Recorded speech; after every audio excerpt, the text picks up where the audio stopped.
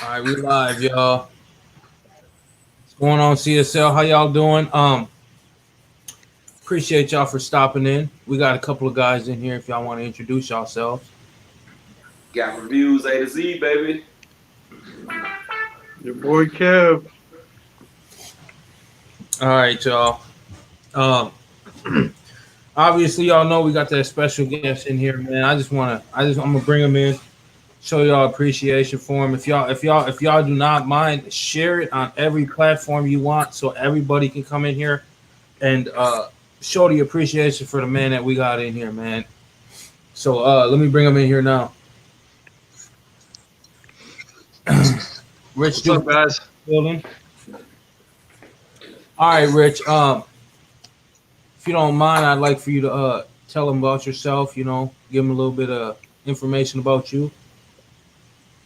Well, basically, I'm just super passionate about the hobby, whether it's dirt, street, whatever. There's a few areas I haven't really gotten into yet, like drag or crawling or planes, honestly. But anyway, yeah, I like anything in the dirt. That goes for fishing, hiking, mountain biking, motocross, whatever. So that's about it. Okay. So what we're gonna do is we're gonna ask him a couple of questions. You know what I'm saying? Us three, and then after that, we're gonna open it up to the comment section. Everybody in here viewing, so you guys can ask him a couple questions because I know you guys got a lot to ask. We got a lot to ask. We hope you ask some questions, or we can ask them, whatever the case may be. But we'll start it off now. So you want me to go first, right? Um, so my first question for you, Rich, is when and how did you start getting into figuring out the hobby and learning RC and learning about them? Period. You know what I mean? Um, Shit, we're going back pretty far. We're going back before a lot of my subscribers were in a diaper yet. I started racing and really bashing when I think back about it. Probably when I was like, I don't know, 14-ish. So yeah, we're talking a good 3+ decades ago at this point. But and I just got out of the hobby for quite a while, probably over 20 years, and then I just kind of fell back into the hobby. Not really sure even why I kind of got out of it, but part of it might have been financial. Just when I was in my 20s, I doing other stuff, riding in road bikes, motorcycles, and that sort of stuff. So Okay. All right. I have a question for you. Who or what inspired you to want to do what you do with the cars, to make them jump that high and push them to their limit? Was it anybody or anything that inspired you to want to do that? no, not really. I mean, I just drive how I just do this totally for fun, and I grew up riding and racing motocross. It took a long time before I could send an RC as far as I could jump a dirt bike. And so basically I just kind of feel like it's just an extension of kind of what I grew up doing, because I kind of like same time I got into RC, I was already into motocross and dirt bikes. And I don't know, there's even just like with skating vert, there's kind of there's a lot of crossover in my brain, so but like I mean I like watching slope style and FMX, freestyle motocross. Um, Kind of, I don't know. I just basically when I'm looking at something like a big gap or something like that, I just think in my mind, I bet you I could clear that, with one of the rigs. And I don't know. I just I'm never trying to break my stuff. I just out there to have a good time. Okay. Rich, my question to you is that I saw in a lot of your videos actually you use a lot of Hobby Star products Oh in yeah. sourcing. Yep. And because of you, I purchased some of that stuff from your just what some of the motors I've seen you use. Yeah. So what is one of your best product from Hobby Star, and how good you rate their motors and ESCs and stuff? The ESCs, I can't really speak for. I've never tried any of them. The motors, I think they're just a killer value. I think a lot of guys just get totally stuck on Hobby Wing and Hmm. Castle, whatever floats your boat. But I'm kind of a value basher. If I bend the crap out of a part, I would rather fix it. If I gotta gut a motor or anything, I'll go ahead. I'm not ashamed to admit I'll reuse bearings. I'll clean them, whatever. Um, that's just how I was brought up. I don't throw stuff away, yeah, unless it's junk. If it's junk, it's junk. Um, but yeah, Hobby Star is a killer value. More than that, they're right here in my hometown. They're not a drive-up store. Oh I'm wow. not giving out my address, obviously, but I could tell you I had driven past them probably hundreds, if not thousands, of times and never even realized it. Wow. It was a guy in the Bay Area. He tipped me off and said from the Arma forum. He said, "Hey, Rich," he's like, have you ever tried Hobby Star?" And I started thinking, he's like, "Yeah, they're local to you, you know." And I was like, finally, I think I either took a wrong turn, but basically, unless they've relocated, they're in a business complex, kind of tucked off the road. Yeah. And like I said, if they're a walk-up store, I already would have been over there, because I know John, the guy that runs it, is super cool. He's got other interests, I've been told, like mountain biking, same like me. So, but anyway, yeah, they're a killer value. And the 1730, I think the 4092, that's probably my favorite motor. It keeps Okay. going out of stock, I think, for a reason. Right. I forgot the price on it, but you throw that in the Creighton, and it's just, if as long as you gear it right and you've got at least 150 amp ESC, you're hauling ass. Very true. Yeah. Very true. With that, that's why you're saying that. I do have one of those in my. I had in my V4 Creighton, and it just hauled, man. I had it on the Max 6 ESC. It's a Nice. great motor. Nice. But yeah, aside from that, this is kind of like going off on aside from Gab's question that he had is saying as though that you said that you started when we were quote unquote in diapers or something or a case like that. So being back then, cars weren't like what they are now. They Yeah. do the things that you could do to them. So saying that to say, what made you realize that you could send these cars the way that you're sending them right now? Because I don't know if you know, but you're probably you probably got the record for probably the furthest jump on YouTube. So how did you realize that you could jump them cars and send them the way that you are sending them now? Basically, I got back into the hobby after brushless had already hit the scene.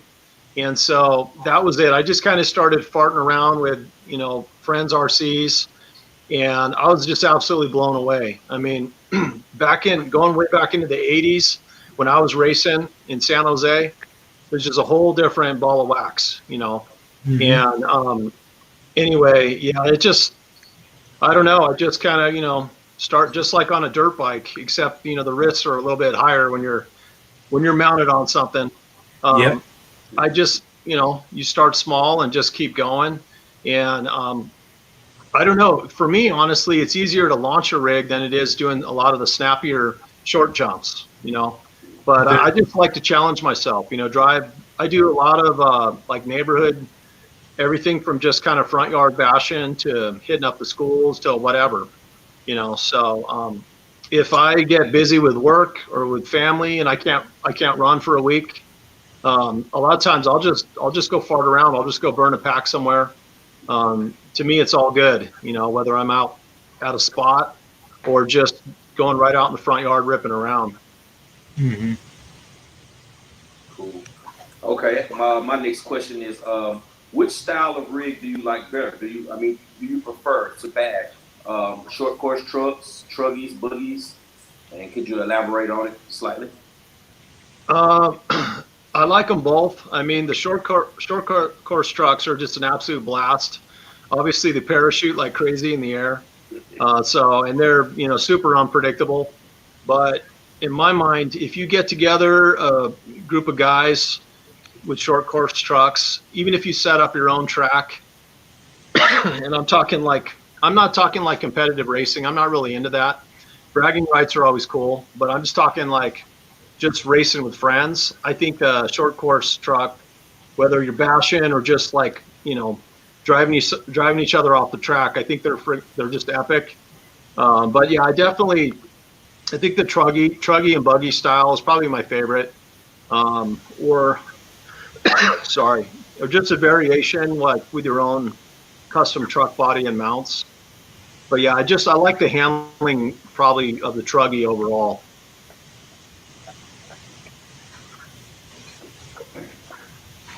All right, Rich. I'm gonna ask you. I guess there's gonna be two questions at once here, real quick. I see you use a lot of M2C stuff, the chassis, and I don't know if you so far get any of the EXV products yet from Arma, and if the two of them like any similarity with the M2C and the EXV, the suspensions and stuff like the chassis. If you can talk about that, as well as would you also be in any type of like a venture with another company to, let me say, help them to make a good truck with probably to put your information on there to say, well, this is a new truck that Rich helped us design with his information on there, even his signature, and it get put out on the lineup to be like an offering for someone who wants to just go and buy a truck and just jump it and know that Rich designed it. Yeah, I mean, I don't have any business ties really with any of them. I've definitely given direct feedback to people that can make changes happen. Um, with Techno, and they basically, Techno makes great stuff, but at the same time, they have these they basically, we all know there's price points in RC, right? It's got to be, they can't just give stuff away, but at the same time, if you're going to make a basher, don't make one with a plastic spur unless it's a 3S rig, or maybe a 4S rig. Um, Same thing with like plastic shock caps, that sort of stuff. So I shoot straight with people. If I think it's crap, I'm going to just tell them, hey, this ain't working. I'm not here to keep secrets or anything like that. Um, Same thing with Proline. When I got the Proline Pro MT 4x4, that was a brand new release. Ended up having some quirks and just stuff right off the bat. The servo saver arm just pretty much snapped. I don't even know how. I don't even remember crashing the thing. It just broke. And then the Delrin inserts were melting. I'm not bad mouthing Proline here, but sometimes if a part needs revising, then it is what it is. They might not pick up on all the stuff during testing, but my honest opinion is that if you're going to get real smart about it, before you go into mass production, don't just test your whoever's working at the company to test the stuff. Actually get the product out there to people on the streets, bashers that are driving the trucks how they want, and get some feedback from the public before you go into mass production on stuff. That's very. Oh, but sorry, I didn't touch on the M2C. With M2C, just to kind of, put it out there, absolutely love Mitch Looper. He's just a great guy. I have a ton of respect for him. He's super, super smart. He doesn't have an engineering degree, but I guarantee you he can out-engineer just about probably 99% of the engineers out there, at least when it comes to RC stuff. He knows his stuff. He's got some new equipment that he's actually expanding his business. So hopefully he doesn't get pissed at me for kind of sharing this. I've already been talking about it online. And like I said, no secrets, but he's invested a lot into his business. And with the newest machine he just got, you can expect to see super high grade steel and probably titanium parts here pretty quick. So like in the next few weeks. So with the EXB, I got the Creighton EXB before it was released, and it's a great truck for sure. I would say it's one of my favorites for just all around bashing. I think Arma did an awesome job, basically for a roller. It's obviously the chassis. It's 3 millimeters. It's not it's definitely not Goliath series chassis 4mm like with M2C Racing. I think that, we're talking a millimeter here. It makes a big difference. I'm not positive it's the same T6 material or not, but the EXB with the top race is very durable.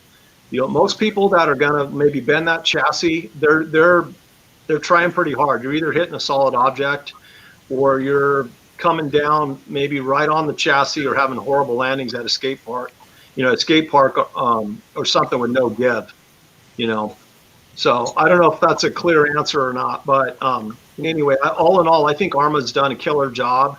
One thing I will say is they actually listen to bashers. That's actually part of the reason why they're one of my favorite trucks. I mean, I love the design anyway. They're super easy to work on and versatile, easy access diffs. I just think that Jason and his team, they have more than just having open minds. They actually seek feedback. I don't know of any other RC company that actually watches channels, that crashes forums, and they actually seek feedback, and more than that, they'll act on it. So if there's a problem with something, they're on it already. You know what I'm saying? So anyway, you just don't see that with a lot of other companies. They'll just put their product out. If it breaks, you go buy replacement parts. You might make suggestions, but whether or not it's a priority of theirs to improve it is, I don't know. So. That makes sense. Before I get to the next question, I wanted to touch on something when you said about that chassis. So, seeing as it was a 3mm chassis, and you have direct contact with them, Yeah. did you ever think about, or have you told them, like, you're still doing a 3mm? I mean, I don't know if the price is going to make that huge of a difference when you go to 4. So if you ever touched on that with them, like maybe do a 4 instead of releasing it with a 3 when you're doing an EXB, you know what I mean? Arma might do that, but the problem is you can't. As far as I know, their chassis are still stamped. Even the EXB chassis, you cannot easily mass produce or stamp a 4mm 7075 chassis. You can't punch holes through it. It has to be CNC machined. So that's the biggest difference. I don't think they have right now. They probably don't have the machining capability. They could probably contract with somebody to make the chassis for them, or they could invest as a company, depending on how they're doing, whatever. They could buy their own equipment and have their own machinists, machine the chassis. But that's the biggest issue. From what I'm not a machinist, but from what I understand, you cannot really go any thicker than 3 unless you're doing, a CNC machined. Okay, so that makes sense, because after that, then CNC machine, it's a whole nother can of worms when it comes to it. I mean, then the car is a lot more expensive. So yeah, that makes sense. I just wanted to clarify and see that. Yeah. Okay. The next question is, I understand that you had your Pro line, and then you had another couple of other different brands. But do you plan on trying any other brands and seeing what their capabilities are? Like seeing how far you could push them, like you're doing with Arma. Well, I'm definitely open to getting different rigs. I'm kind of running out of space, to be honest with you. So I'll need to stop hoarding and make some room, or put up some new shelves. As I was telling you guys earlier, I have a few rigs behind me here, but I've got my boat here in my garage also. And anyway, so it's kind of a space. I guess I'm I think kind of practically, and I don't know. I'll have to make room for that. I'm pretty happy with what I have now. I'm definitely open to trying other brands. I don't see, nothing's really interesting me right now. I have people all the time saying, "Oh, why don't you, drive more Traxxas or whatever." I mean, obviously people will throw out what they want to see on the channel, but you know what? I mean, I'm a basher and I basically a parts tester, for M2C, and I like giving feedback. But I'm not really, I don't feel like like I have to have the latest and greatest of everything, like just to, showcase on my channel or whatever. I don't know. I've never really thought of myself as like a bench review guy. I know I share a lot of tips, but to me, like I said already, it's all about just having fun, and I don't know if something, I know there's a ton of really good brands out there, I mean, I'm super interested in low C. I've been looking pretty hard at the Habeos. I've got a street project I'm working on right now, and more of like a speed drifter, 6 to 8S kind of thing. But yeah, so I don't know. I keep an open mind about it. Yeah. How about you guys? You got a favorite brand you like? Armor. My favorite brand, guaranteed. Well, I'm a fanboy, and my favorite's Techno all the way. What's that? My favorite is Techno, hands down. Right on. Yeah, hands down. That's the only reason I bought the Losi here, the 8XT, is because they discontinued the ET48, which is I already have it, but I was waiting for the 2.0 to come out, and they still haven't released it. So I'm like, okay, well let me pull the trigger on the 8XT. I was gonna do either the Losi 8XT or the Serpent SRX that just came out. It's like more parts availability for the Losi compared to the Serpent, so I just went to Losi, and it's not Techno, but it's decent. Yeah. No, Techno. I mean, I don't know what they make their plastic out of, but there's no question Technos are super, super durable. My only thing with them is MT410. What's it been?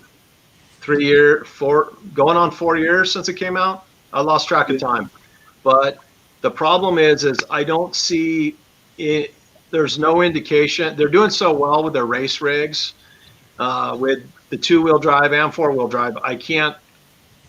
There's no indication that they want to revise the MT410 or make, instead of like say making a hybrid bash rig based on a racing platform, just basically starting with a clean slate and make if I think if Techno decided they wanted to invest and design a basher from the ground up, that would be a whole nother story. I would definitely, I'd be all over getting another Techno.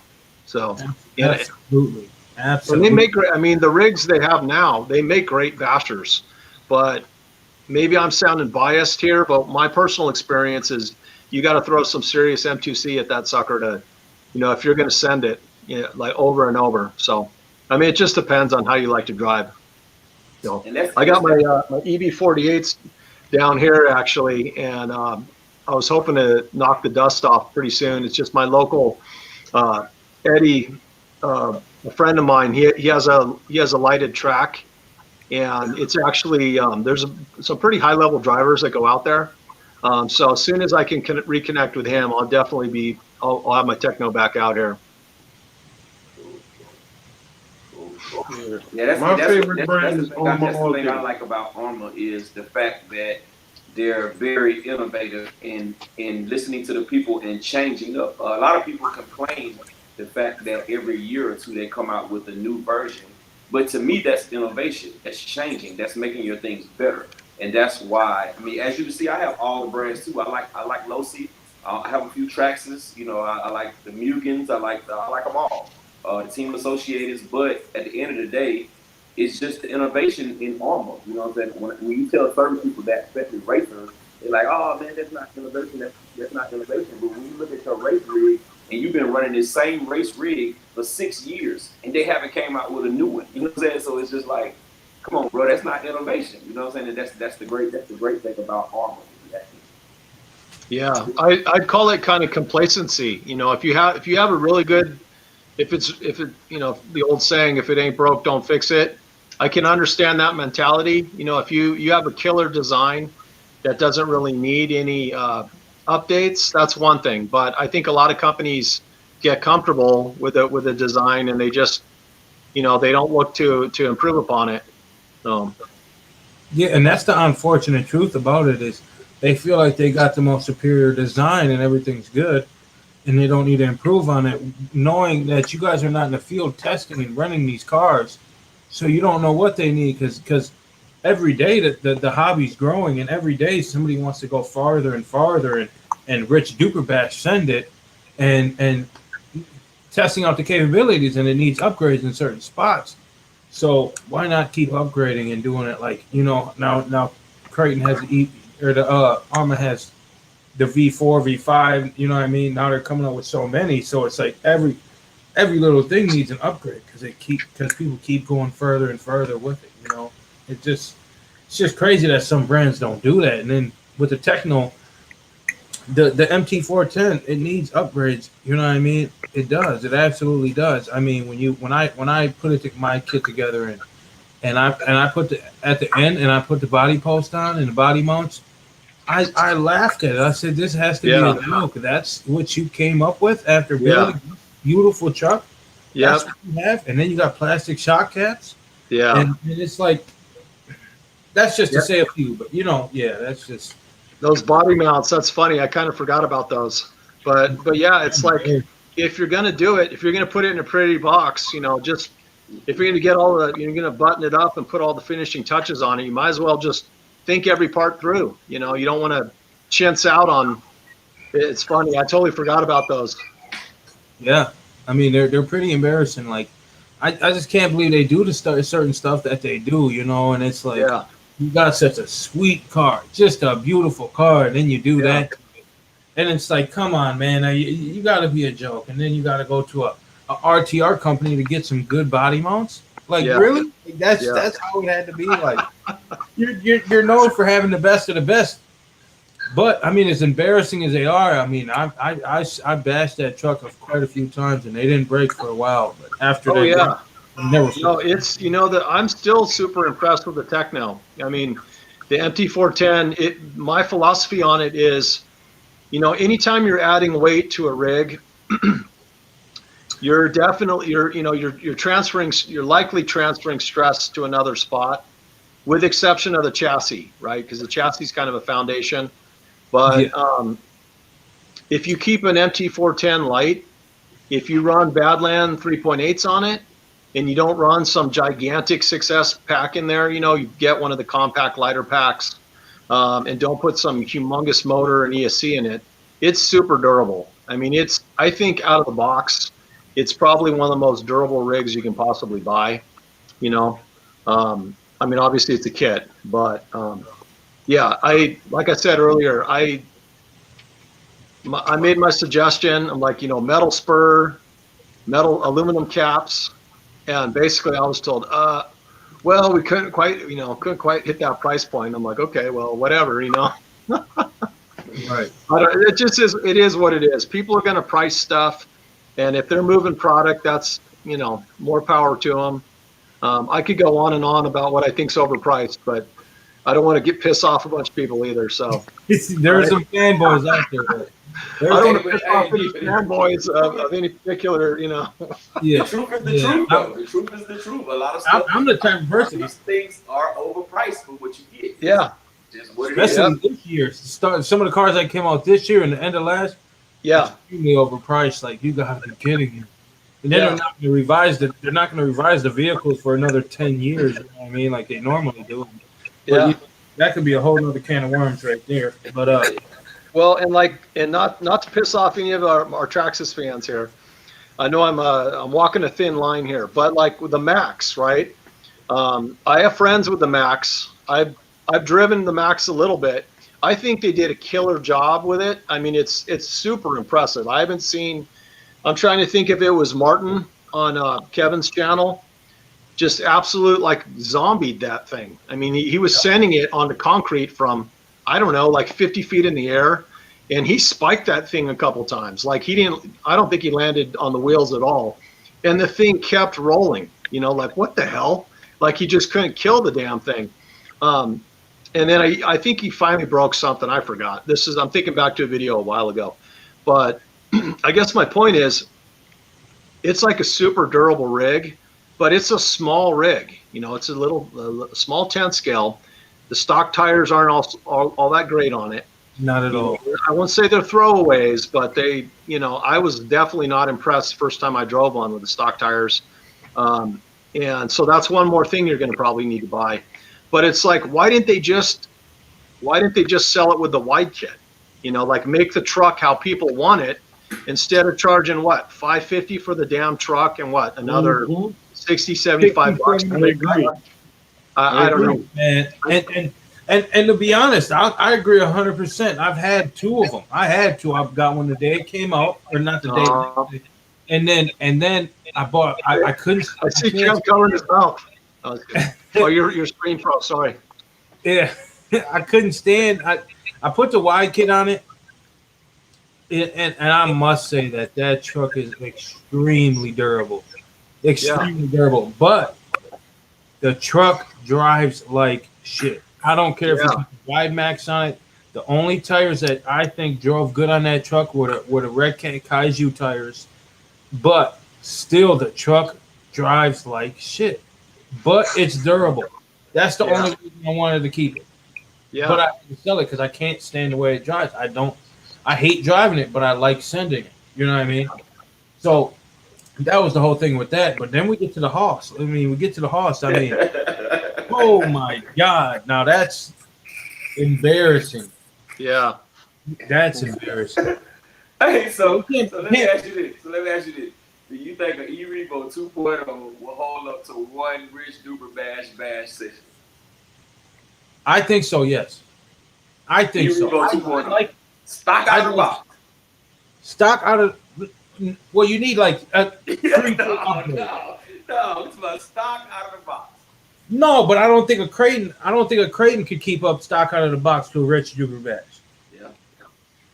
You know what I mean? But that's just personal preference. I don't have one anymore, but the E-Revo 2.0 is a good truck, but it just needs a couple of things outside of the motor and ESC being a pile. You know what I mean? But other than that, it does need a couple of things, and it will be able to keep up to a Rich Duperbash set. Yes, because I think all in all, it seems like a good truck. I haven't had one. I've bashed alongside them. I've done track time. Well, that's what I was talking about. My buddy Eddie. So shout out to him.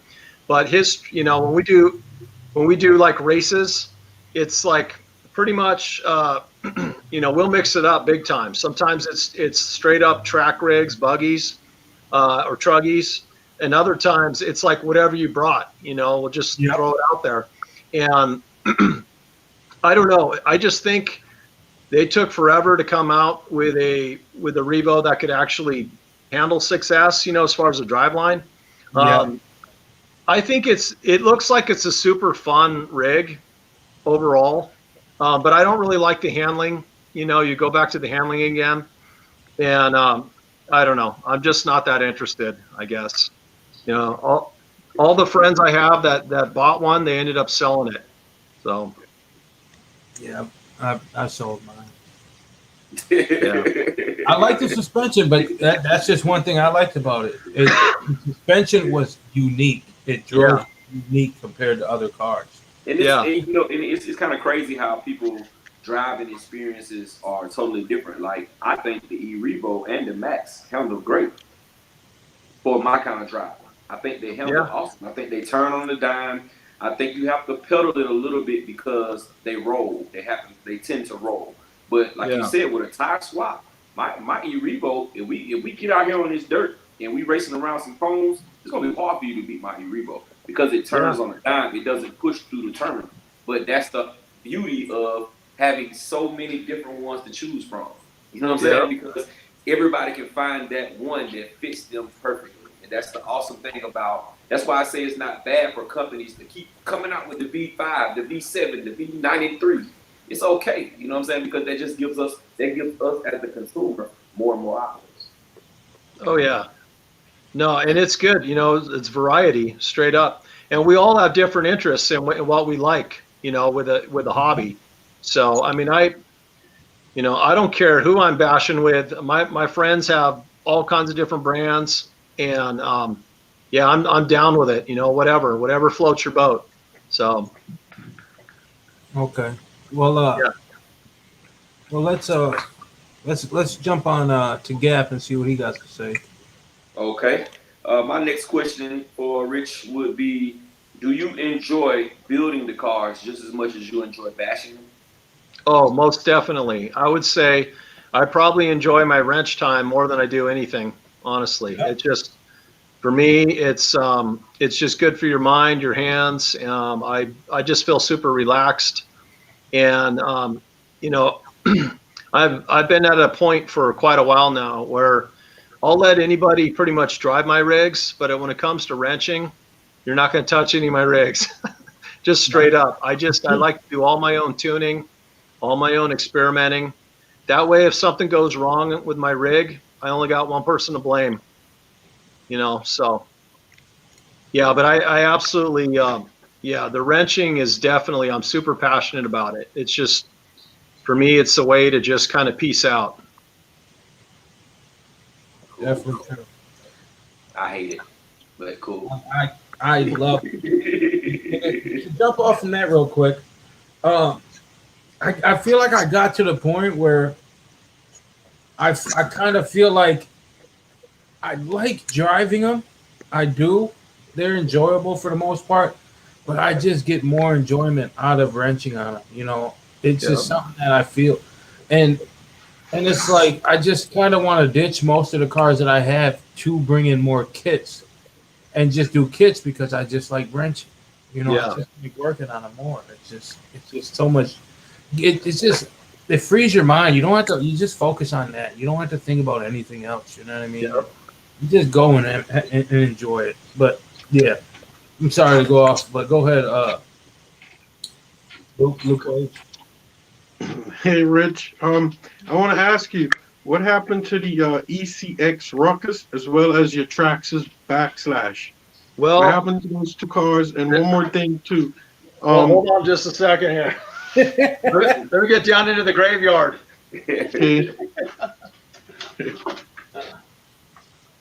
So, so here's my slash, which it really is. Sorry, I'll figure out the camera, guys. Anyway, so I still love this rig, all in all. Basically, this is just a slash platinum that I converted to a kind of with some tips from the dudes at my hobby shop. I put a low-C body on it and a low-C wing, and I basically just made this into um, just your basic backslash. It flies a lot better like this. This thing actually is one of the most durable rigs I've ever had, but that's because I dumped some serious cash into it also. It most definitely was not like this out of the box. So with the MIP drive shafts, bunch of aluminum goodies, hopped up slipper. Um, Basically, the last time I had this out, I got pretty much stupid with it. And by that, I mean, like, I think I said earlier, I never break stuff on purpose. This thing, I kind of was getting pissed off because it wouldn't break. And I was with my brother T-Dog, and big shout out to him. But anyway, yeah, I just got foolish with it, and I was just landing flat concrete from, I don't know, 40 feet up and just beating on it. And anyway, so yeah, this guy, I just haven't had it out in a while, but it's definitely, it's got original GTR shocks on it. I think I put the VG Racing springs. What else? I'll pull the lid off. But anyway, I don't want to like him. Yeah, so I forgot. This thing's pretty much bare naked. I got the Techno Big Bone still in there for the center drive shaft. But I think I borrowed the 2200 I had in here to put in my Pro line. So I don't know. Sooner or later, I'll get this thing back out. I just need to just toss some electronics in here. So yeah, the ECX, they're still fully drivable. And I still definitely have a thing for two-wheel drive. That's what I started racing back in I think it was the mid to late 80s when I did all my two-wheel racing. So yeah, we are going back a little ways, but but yeah. the Rocket, all in all, I think ECX is a good value for what you get, you know. But I don't know. Once I got my Typhon 6S, it was kind of like, I don't know. They're just, it was hard to go. It was hard to, you know, I don't know how to explain it, but it kind of started a serious Arma addiction. So, and you know, not to go on too long, but when I got my first Typhon, I got it on sale through Tower Hobbies, and it was like $369 for the 6S. And anyway, I just thought to myself, okay, what did I pay for my Slash, and how much money did I have to put into it? When at the end of the day, what I was trying to get out of it was what the Typhon 6S was, pretty much right out of the box. Mm-hmm. So it's all good. You know what I mean? I wouldn't take back the time I put into wrenching, that's for sure. So Because that's where all the joy is. yeah. Okay, well, since you said that, let me go on this question. Why did you choose the Arma, and or how did you? What made you focus? Like, okay, well, let me try this one instead of going for another Traxxas or going for another ECX. I mean, was it just because of that price, or what? What was it that made you like, okay, I'm gonna make this big purchase? It pretty much just one person, my good friend Thomas Peterson, TP Parts RC Extreme. Big So, shout out. yeah, straight up, you know, beyond a doubt. Yeah, I mean, I watched, I think, a few other channels, but really Thomas just got me hooked. So, but yeah, I mean, the first time I saw him, I don't know, second or third time probably, I saw him completely send in his Typhon. That's what I was looking. I think I'm trying to think. I was looking really closely at, man, I'm blanking out. Not a Mugen. It was, oh, dang. X-ray. No, X-Ray is another one. I think yeah, X-Ray is top shelf. That might be a little out of my price range. No, I was kidding. I got It's not cheap. No, I was. God, what's the other buggy tank that was super popular? It's heavy as hell. HPI Versa. Yep, the Vorza. Yep, that was the one. I was like, I didn't know which one to hang my hat on, but ultimately I went with Arma just because I liked the easy access diffs. There's certain things about the design with it, and then I just kind of quickly realized there's a ton of aftermarket upgrade support. So one of you guys mentioned parts availability, and to me that's huge, you know. Absolutely. So I think that was part of my decision with Arma too. So I've got this shop here, my, you know, Fast Track Hobbies. They're within easy driving distance. They're kind of my home base. And then also shout out to RC Country here in Sacramento. But I've got, you know, two killer. I think we have one other smaller hobby shop, and then we had another one, unfortunately, that closed down. It was a hobby town that was super close to me. The owner retired. But basically, without babbling too much, I kind of wanted to go with a brand that I could, you know, easily pick up parts for. So. Awesome. That definitely makes sense. Very All right. Go ahead, Deontay. I just did, but if you want to go, I can ask another one if you good. Go ahead. Go. All right. Okay. If you don't, I mean, no. So, okay, let's talk. I don't know how to word it, but so when I run my cars, you know, I normally break them real fast because I run at a skate park, and I do videos. Mine's are a little, you know, generic, if you could say. And I'm gonna show like everything that's gonna, like, I'm gonna show it breaking and this and that, and just, you know, and I'm gonna keep trying to drive it even if it is broke, because I'm gonna fix it regardless. Oh yeah. I say that to say maybe it's not as exciting to certain people, and maybe some people don't want to see it, but behind the scenes, I mean, do you break more than we get to see at the end of the day? Because that's just not important. I mean, whatever the case may be. So, do you break or because I'm thinking of it as maybe I'm doing something wrong if you're not breaking as much as I am. Because I Yes. break a lot. Every time I go out, my car's gonna come back broken. Yeah. So, do you break more than we get to see, or are you just that damn good that you're you're you just flawless and get to drive them home? No, I'd say I bend my rigs more than I break them, or sometimes I'll find stuff. I'll find stuff later, usually when I'm wrenching, and I'll realize something's either cracked or um, or that I bent a drive shaft or something like that. Um, as far as like my videos and stuff, I do try and keep them short, only because like I was telling you earlier, I am like super low tech, straight up. I use my editing software. I'm using the old GoPro Studio app, and I didn't know this. I've been using it for years, and I never knew this until I think this maybe 6 to 8 months ago. I finally found, because GoPro wouldn't admit it, but so the Studio app is no longer supported. I think they stopped supporting it in 2017. I stick with it because I suck at computers, and it makes the program makes sense to me. It's very, very simple. But I guess what I'm getting at is um, any video. So what I kind of lost my train of thought, but what I didn't realize was when they first made that editing software, they really only designed it for like super short family movies. Like I've heard anything between like 1 to 3 minutes and then maybe 3 to 5 minutes. So what happens with me when I'm editing videos is my system will just frigging lock up on me, basically. But like if I'm trying to export, I've had to learn a lot of little tricks, but I can only export maybe 10 clips at a time. When I say 10 clips, I'll shoot some video, and then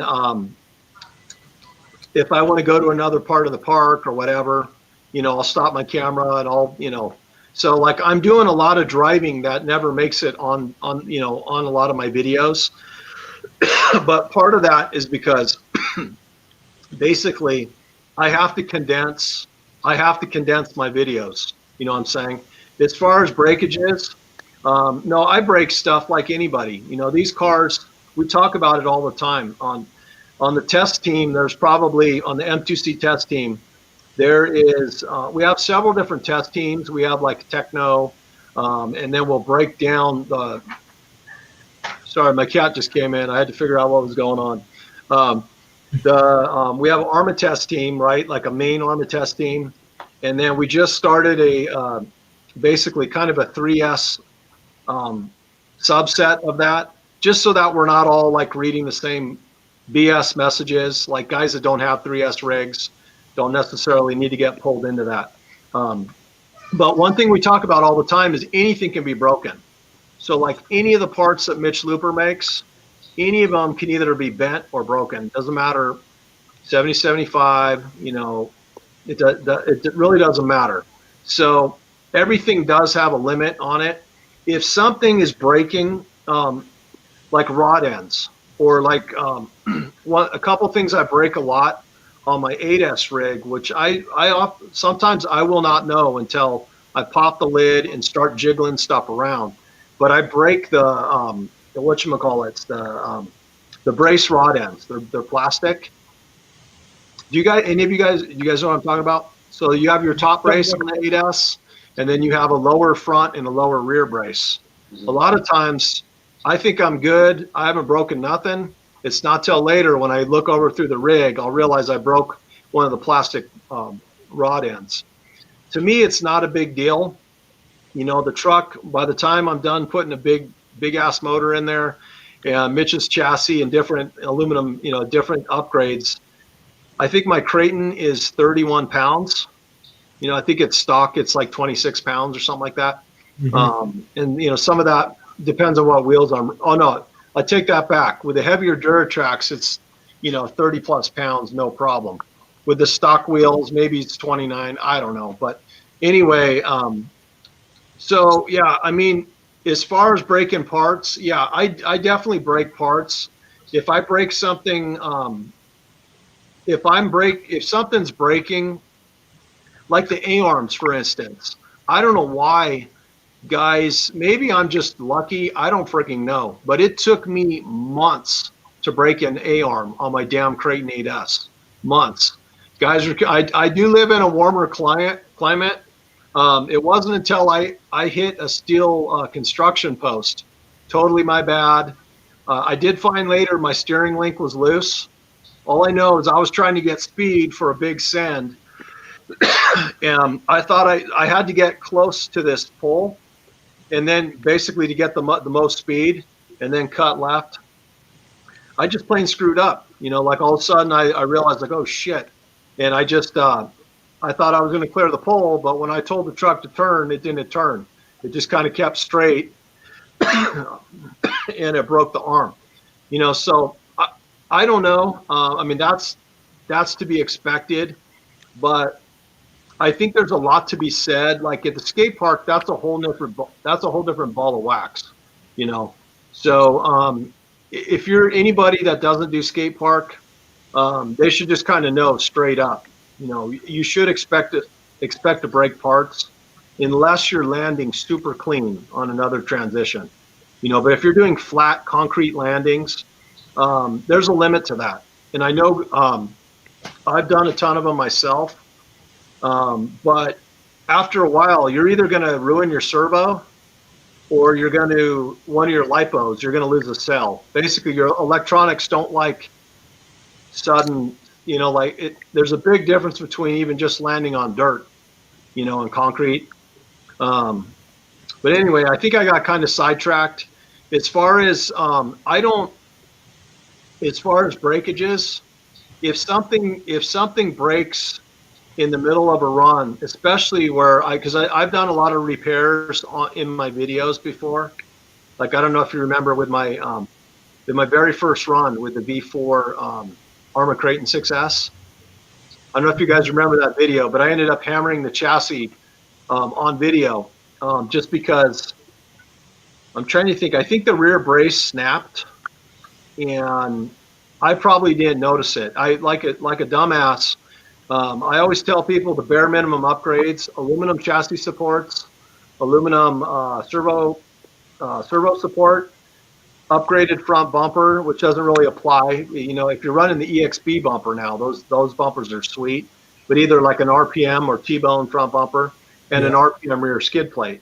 Well, I decided to run the truck completely bone stock, plastic braces, etc. So I really wasn't surprised that I broke the rear brace and then bent my chassis, because I didn't follow my own advice. So, but anyway, I think I'm babbling on enough. Did I answer your question, Jonte? Or we can listen all night, man. We can listen all night. Yeah, man. You just gave us a lot of information right there. The bare minimum upgrades that you guys need, you heard. You know what I mean? And I'm sure a lot of people in here don't bash like I'm not gonna put I'm not gonna put me on your level, but like bash we bash. I'm skate park. Yeah. But the reason that I'm glad you said that though is because I bash at a skate park, but the reason I do that is I don't have places like you have. Yeah. So I can't go out and send something super high and super far because I don't have nowhere to do it. And the best spot is a skate park. So that's why I do it. Unless you build a ramp, you could always build a launch ramp, but if you got a way to move it around, right? You got a truck or a van or something. I just use my man van, the old Odyssey 05. There's a good vans though. Yeah. Or you could just be like me and just don't send it. You don't have a problem. Oh yeah. Well, see that's the thing. Like, just so you guys understand, what really gets me with the hobby is really the speed. That's what gets me. I mean, I do like sending it, obviously. I like to challenge myself and just see if I can make certain gaps or whatever. But really, it's for me, I get the biggest rush out of just hauling ass. So whether it's flat dirt or in the street or whatever, that's really what kind of like gets my heart rate up, is just the whole speed and acceleration of these rigs. Mm-hmm. So That's great to know, because I would have never thought that. You know what I'm saying? no, I do, when I watch your videos. I know you get down and it come past you fast on a lot of your videos. But yeah. I thought, with your channel, I thought that from me watching your channel that you would get more out of the far scenes, the full scenes. Yeah. No, That's cool. not really, honestly. I mean, it's fun. I'm not going to lie. I do love sending it. But it's I don't know. I just like the variety of it. Like I was saying, I do a lot of running because I work. I don't want to like totally get into my professional life or whatever. But there's times when I don't get to run for especially if there's some crappy weather or something. I might not run for, I don't know, 10 days, sometimes 2 weeks. And I'm telling you, if I had my way, at least every couple, 3 days, I'd be out running something somewhere. But Right. I'm totally happy with going to my, I got a middle school close to my house. It's got a huge blacktop. There's a bunch of poles you got to miss, and other stuff that'll just tear your rig apart. And it just keeps me on my toes. I just go out there and drift around and just have fun. So let me ask you this question. So when you do, the fact that you don't get a lot of time to go out at RC, when you do go out at RC, do you record more than one video, or do you just record one video? Well, I'll just like the neighborhood bashes, and when I go out, a lot of times, like if I'll run out of time when I'm out bashing. I mean, I'm a family man. I got 2 kids. I got 2 teenagers here and a wife, and how many? 6 pets. So a lot of times I'll be bashing, and then I'll check my phone and I realize, crap, I gotta stop. I'll run out of time, or one of my kids needs something, and obviously they're the priority. So I will. And on that note, just so you guys know, I always invite Angie D and my son Andrew, but they have other interests right now. They're all into their friends and that sort of thing. And so, but anyway, a lot of times I can't get through I'll bring with like say 4 packs with me, and I'll only get to burn through 2 of them, and then I'll run out of time, or I have to change spots because I'll show up somewhere and there's something's going on. Like there's either cars parked where I was planning on bashing or whatever. And then, so anyway, those packs, I won't record when I'm just out having fun, just ripping around or whatever. A lot of times I won't shoot video of that. As far as like different spots, I will try and mix up my spots, because one thing I'll admit, I do get bored easily. So like I very rarely will I only bash the same rig in one session. You know what I'm saying? Usually after like 15, 20 minutes of driving whatever rig it is, I'm ready to drive something else.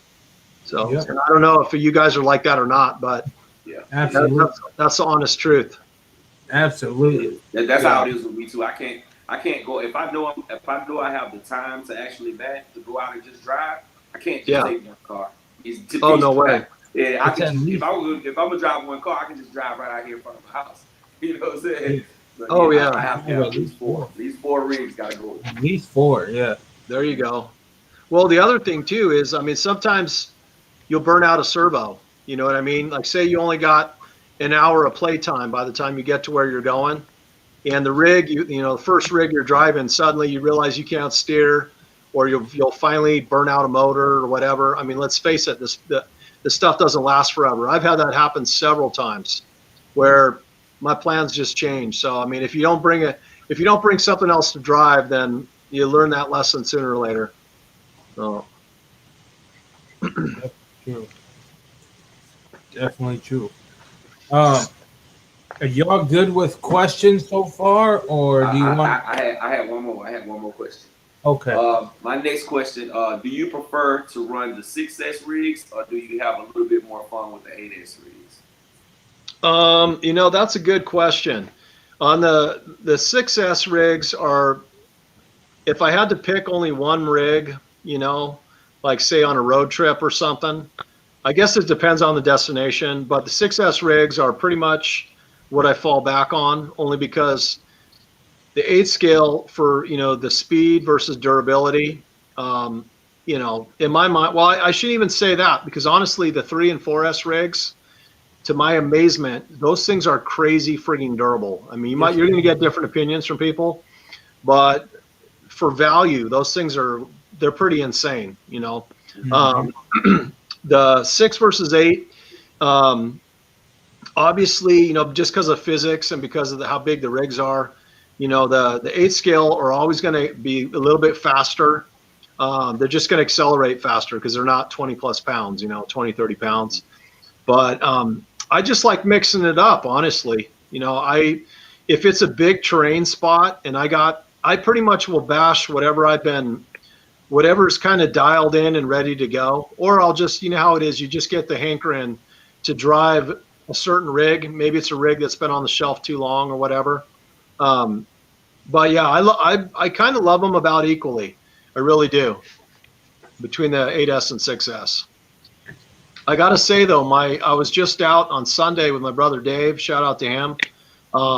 And in fact, I was working on a video of our bass session, and he just got a new EXP. It was super cool just watching him tool around, just basic RC. Just, when you get something new or you're testing a setup, is it driving straight? How's this thing turn? How's it handle? Completely new for him. I mean, his first, I don't think he's ever had a Creighton before. He's probably driven one. He's had plenty of other RCs, but he never had a Creighton before. And I was telling him, it took me at least probably 3 bashes before I got used to the LSD, the limited slip diffs. It just I've never had a rig with LSD diffs before. And I don't know, I kind of describe it like having turbo. It's you don't really need to run that heavy fluid in the center diff. It just starts to tighten up the harder you get on the throttle. And the first thing he did, pretty much a brand new body, he backflipped that. He pretty much did a turtle shell slide on the concrete. And and which to me that's always good. Even with a minty fresh body, just go put some scratches on the damn thing. Then you're just over it.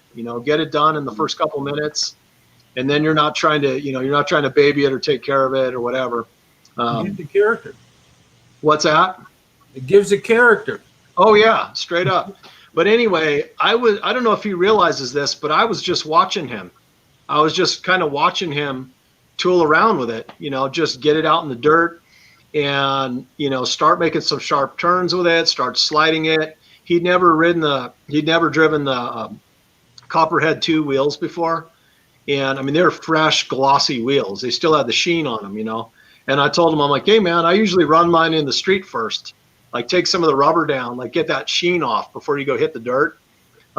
Just to kind of like, I don't know. To me, they're like a little slippery till you start taking some of that rubber off. Yeah. Yeah. But yeah, we had a killer bash, both 6S and 8S. Unfortunately, the video is it's gonna cut a little short because I thought I took enough footage off my card and I frigging ran out of space during, like we still had, he had a couple killer double backflips right at the end and my camera died. I was like, God dang it. Or it didn't die. I'm sorry. I ran out of space. So that's my bad.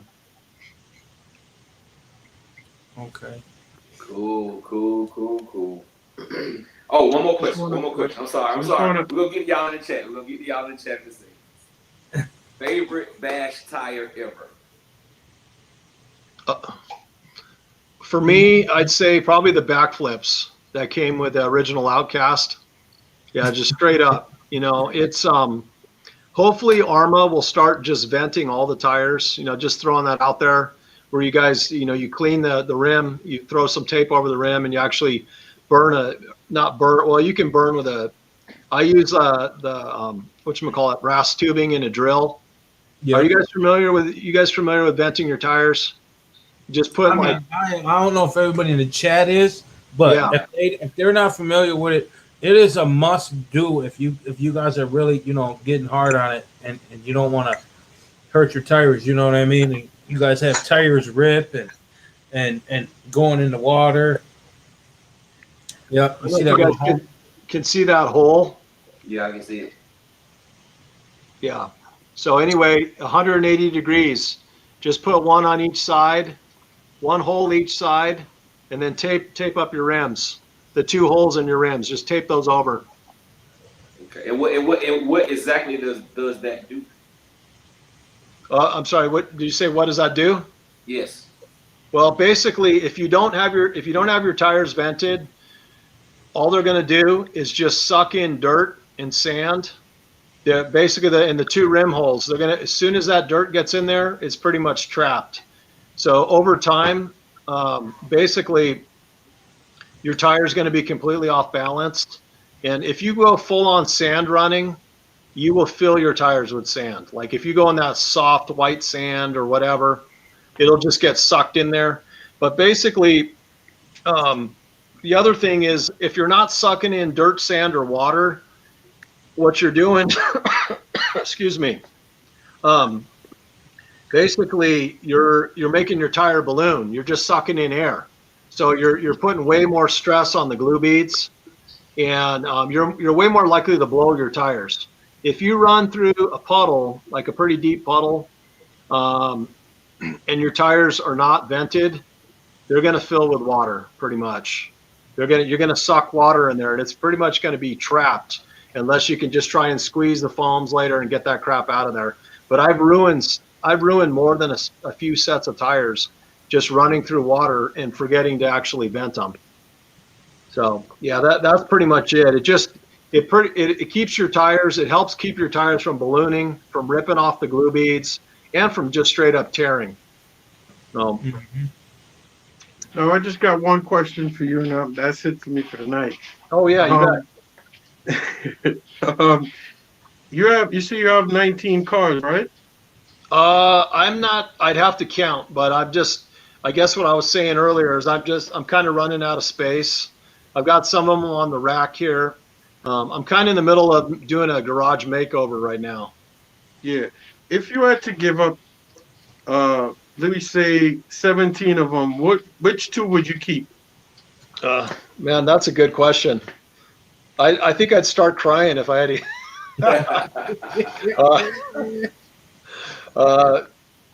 The two I would keep, I would definitely keep a Creighton, and really my all-time favorite rig is a Typhon.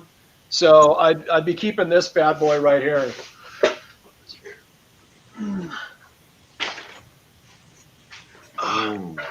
I'd probably be keeping this bad boy right here.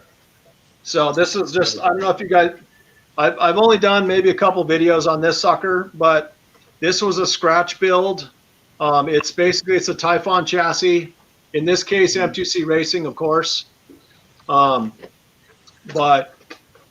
yeah, this one's got Mojave arms on it, so it's a little bit wider. Obviously, I got the Badland 3.8s on it, and I've got what the hell else? Oh, I could pop the lid, but anyway, yeah. In a nutshell, I'd be keeping either this or my Typhon buggy, and probably Creighton, probably Creighton 6S. But yeah, I don't know. That's a terrible question to answer, honestly, because I really do love all my rigs about equally. It just depends on the mood. Right. So on that rig right there with the type, Yeah. so when you swap to the Mojave arms, you had to use everything from the front end of the Mojave. You had to use the drive shafts and the shocks too. No, this one's actually so. This is kind of what I call trugified Typhon. So it's got Creighton hexes, stub axles, and hubs. So it's already about an inch wider than a normal Typhon. When you throw on Mojave arms, it makes it about another inch wider on top of that. Plus these offset rims, these Pro lines. So the only thing I had to do really on this chassis, and I think Mitch Looper's already kind of addressed this, but I ended up having to shave some of my chassis to let these. Sorry, my hand feels like it's not attached to my body right now because of the camera. Anyway, Yeah, I had to basically I had to grind some of Mitch's beautiful chassis to make sure these arms had clearance in the back here for proper droop. So because when I first put this together, this I did not have a proper droop, which I do now. So Oh, so you're saying that you did not have to use the axles from the Mojave to get them on to fit? I didn't have to do what? You didn't have to use the axles from the Mojave axles for the No, to go on. no, nope. This has got well, it's got Mojave. This has Mojave drive shafts and links. Oh, And, so and it does arms. have the drive shaft. Yeah, so just the drive shaft, the CVD, like the axle. Yeah, these are Creighton axles, and I also have Creighton diffs in this bad boy, so it'll handle 6S power with a little bigger wheel. Okay. Yeah. That's awesome. But yeah, that's definitely one of my favorite rigs right there. It's just a beast, and I don't know why I haven't had it on the channel more. But yeah, again, that was a scratch build, completely from scratch. I used mostly all brand new parts, but shout out to Jenny's RC, and I just realized I have a ton of parts that I've just collected, and it gets to that point where you're like, damn, I could build a whole new rig, so what am I going to do? Am I going to hold on to these as spares, or am I just going to, if you love wrenching, sometimes it makes more sense to just build yourself your own rig. So, Definitely. That's what I'm doing. yeah. I got enough to build for. Yeah. That's what I want to do, but I'm kind of scared. I want to do my Mojave. I want to change my Mojave to a Monster Mojave, but I'm scared when I start breaking that Creighton down, the other Creighton down, and I don't get it on there quickly. Both cars gonna just sit. You know what I'm saying? If I can't knock it out within maybe an hour, 2 hours, I think I'm gonna have 2 broke rigs just sitting there. You know what I'm saying? Before I can get back to it again. Yep. It's not gonna. You're not gonna do it in an hour or 2 hours. It's not gonna happen. So don't even attempt. don't even try. No. I take my time with these builds. I mean, I'll admit, maybe I'm just wacky in the brain. Usually I don't even like to start a build unless I have every frigging part I need. And because like there's been a few times where I literally will do an entire build in one sitting, but these days I've just been busy as hell, and I've had to learn to go to sleep on time, basically. You know what I'm saying? Because I don't know if you guys have done that before, where you got to work in the morning. You got to get up at. I'm a morning guy, not by choice. It's just my schedule. I got to get up at like 5:45. I got to get my ass out of bed, and I've stayed up till like 1:30 before. Looked at the clock and I'm like, holy crap! I'm only going to get 4 hours of sleep or whatever.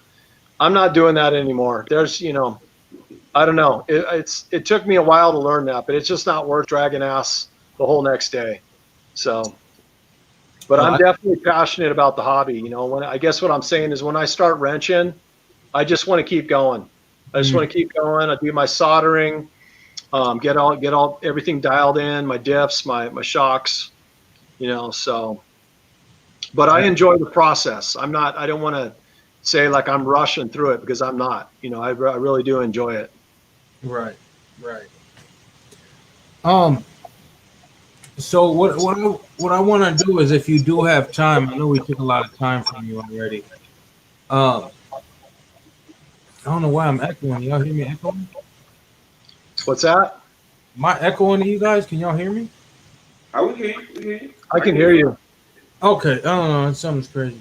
So I don't know if you still got time. We want to open up the questions to everybody in the comments. I see they were asking questions, so I want to open up to them. If you still got that time. I know we had you for a while, so. Oh yeah, man, I got time. It's all good. So we want to open it up to anybody in the comments, because I know I still got a couple questions, but I'd rather have you guys ask questions. So whoever wants to know anything, wants to ask them any questions, we'll take it to the comments now. I'll read the comments, and everyone I'll ask them. I don't know if you can see them, Rich, but they're gonna start asking a ton of questions. You can pull a few up on the screen too, Yeah, Deontay. and the first one is from my man. Big shout out to RC Master. I appreciate you, brother. So what are your favorites? I know you just said your Typhon your hybrid. Said, but out of the 3S lineup, which is your favorite out of them? And then they said the 4S, 6S, and 8S. You kind of answered Um, the 6S ones already. man, that's tough. That's honestly tough because um, I'm really digging my new Big Rock. Honestly, the new version, and yeah, I mean Arma nailed it. They actually, I've only I think done one video on the truck. I didn't really do any type of bench video, whatever. Um, but they did a bunch of them. It was clear they listened again and just did a bunch of. The biggest thing is they made the truck wider. How I excuse me, how it should have been when it first came out, in my opinion. But yeah, I'm not sure. I love my Typhon 3S too. My Sentin 4S is a frigging monster. This little guy. This sucker right here absolutely hauls ass, that I put together a few weeks ago. So yeah, I was just driving this in the street just I don't know, yesterday or the day before, but yeah. So, and obviously this isn't stock. I raised the body all the way up, and I put whatchamacallit, buggy tires on here, and it's got a 4S system in it now. So this is one of my favorites for sure, for just all around fun, just hauling ass, you know. As far as the other ones, yeah, I don't know. I mean, it's even between the Outcast and Creighton 8S. I don't have a favorite, and I was kind of going on. I was going to go over that on this video I'm working on right now. Yeah, I like them both the same. And yeah, I don't know, 6S rigs. I think I answered that already. Yeah. Oh, and let's not forget the Italian 6S. That thing's a friggin' beast. So Yeah, it is. Yeah, it is. 508 said, what gear combo do you like best, or is best on the Max 8 combo set, or the Max 5 combo set? Yeah, Mac 5 on the 8S Creighton. 8S out. Yeah. So the Max 5 combo, so he's talking about. I wonder if he's talking about the 1100 kV. I think he's talking about the 800 kV. The 800. The 800, I would say without a doubt. I haven't ran that motor, but I would do 1-to-1 gearing. I would basically use a limitless. I would go either 34-34 or 39-39 with limitless gears. Because I touched on this in a few of the videos. I think you can. The limitless. I figured out that the limitless spool is a direct replacement for the stock 8S spur, and actually now Arma. A lot of people don't know this, but I just sent Kevin a message about it today. But the Arma is now making a direct fit 39 tooth spur for the 8S rigs. So okay. Yeah. That's cool. Yeah, you got it. These lower kV motors, you got to gear them way up. You really do to get that RPM. Yeah. What is your dream rig? No spare, no money. Yeah, I'm not sure on that, honestly. Because I'm pretty happy with what I have now, honestly.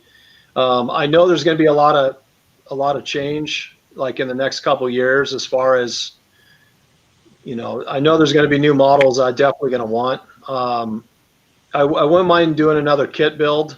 It's been a while since I built my Techno, my EB48. But yeah, I don't know. I don't really have a dream rig per se. I'd rather just make something up myself, to be honest. That's what I would spare no expense on whatever that costs. Yeah. I would absolutely buy it. I don't care. Yeah, that would be an amazing car. Let me see. RC Next Tuesday said, if you do watch them, what YouTube channel do you watch? Like, what YouTubers do you watch? Obviously, pertaining to the RC standpoint, We watch Gap Reviews A to Z. That's what we watch. That's right. That's right, man. You got it. I watch a lot of stuff, and I don't, and a lot of times I won't necessarily comment on every, sometimes I'll just watch a video.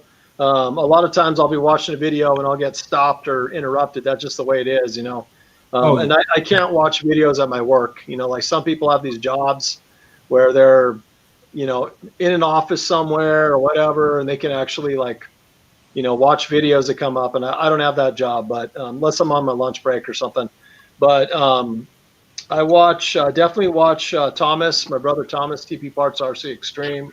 I watch my brother Eric, RC Dude 81.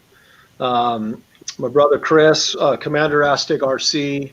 But I watch, RC Fun, and I watch a lot of kind of mixed stuff, not just bash videos, So I mean, I could go on and on, but yeah, it's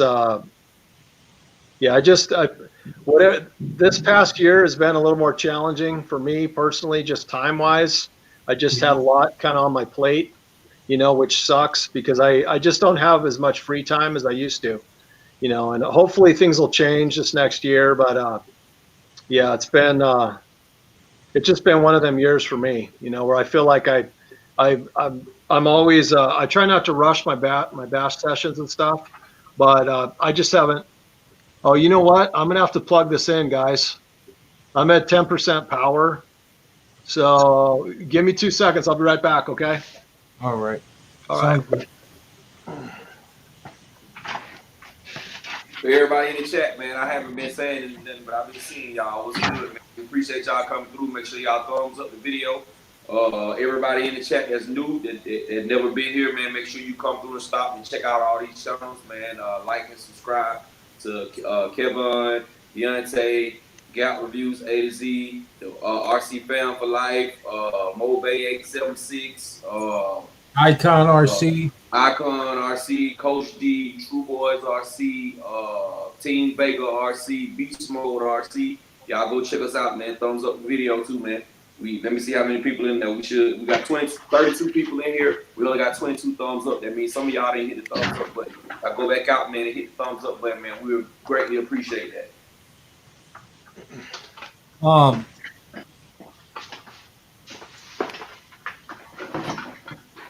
Multi-mass match, you're gonna have to pull that question up. Somebody again. had a good question though. They asked about 12S or 15S. Ask that question. I was just about to say that, James Robinson. I'll get to that right now. You already asked one of the Match Masters. You gotta catch him on the next go round. I know. Give everybody a question in, bro.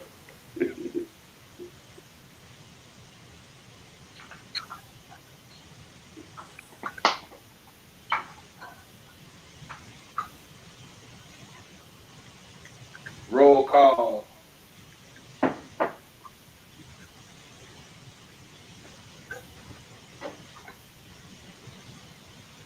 You stupid. What you texted me earlier.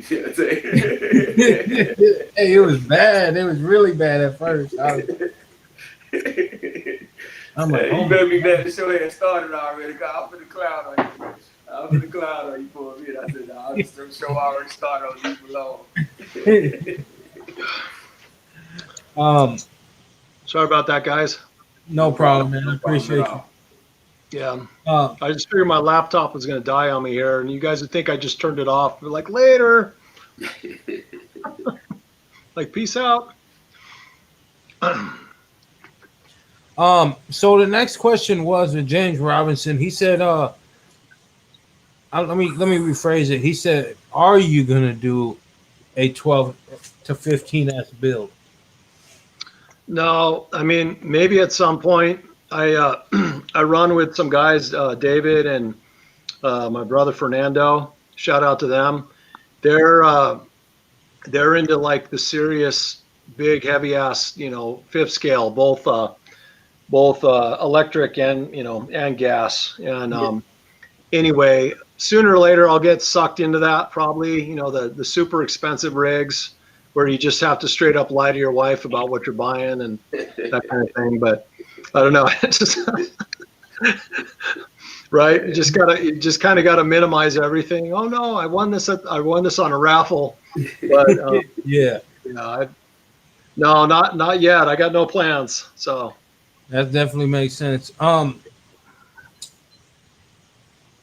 man, I got another question. I really let me get some of these in there.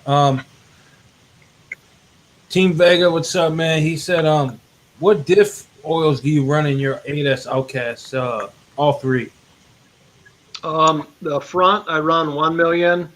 The center I run a combo of half 20 million and half silicone earplug. In the rear I run 500K or half million. Okay. Yeah, 20 million alone. Initially I thought that did the job, but It don't. no, not once I started putting the bigger systems in.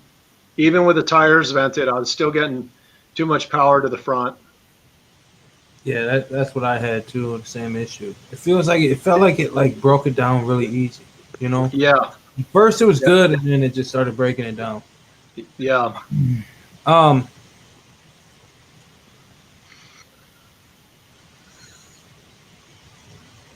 CSL said, "How many brothers does he have?" I don't. That don't make. I don't know. Let me ask you this though. I know you're not going to tell us, but I'm going to tell you that I know it's going to happen, right? 8S Typhon is going to come very soon, I hope. I hope next release. But 8S Typhon is going to come out. 4S Talon, I hope, comes out. Yeah, me too. And then there's another one, I forgot what it was. But how do you feel about what next is going to come out, you know? Out of 3 cars, what do you think is going to come out next? Just your personal opinion. And or what do you think is going to come out, or what do you want to come out? From Arma. Yeah, I could definitely see more 8S rigs coming down. Yeah, I think a Typhon would be awesome. The only thing with that is then you got to deal with not having a body to protect the towers. Well, you do. Well, I should take that back because you'd have your rear. You got your the wing in the back, and I'm not saying the towers couldn't handle direct hits, but that's one thing you got to think about when you're driving a buggy, regardless of what size it is. Are you going to be digging those towers into the dirt? Sooner or later, it's going to happen. Whether you clip something and go into high-speed roll or whatever. But I don't know. I mean, the 8S rigs that have absolutely blown me away. I mean, the drivetrain is just insanely strong. I've only heard of one person that's broken in gear, and I'm pretty certain because they let a bearing go bad, and it probably overheated the diff case and let the diff case melt. So anyway, yeah, I'm not sure what. Honestly, I haven't been in the loop as far as anything that's coming down, like next or whatever. And but yeah, a Typhon would be sweet. A Typhon 8S, Italian 4S would be awesome. And I make suggestions to Arma on different stuff. And I'd like to see like a 4S based, almost like a scaled down infraction, or it's basically. I just think there's definitely be a niche for more of the road rigs like they're doing now with the felony, or just something more like a 10 scale size. Yeah. I'm kind of I'm blanking out on a couple of the other ideas I had, but yeah, I just think it'd be I don't know. I think they should do more with more rigs that aren't necessarily, maybe $600 to $900. You know what I'm saying? So. Oh, so you're saying that the lower end ones, or you're saying it should be? Yeah, no, I'm saying there should be. I think they should do more with the 3 and 4S line, like offer a couple road based options.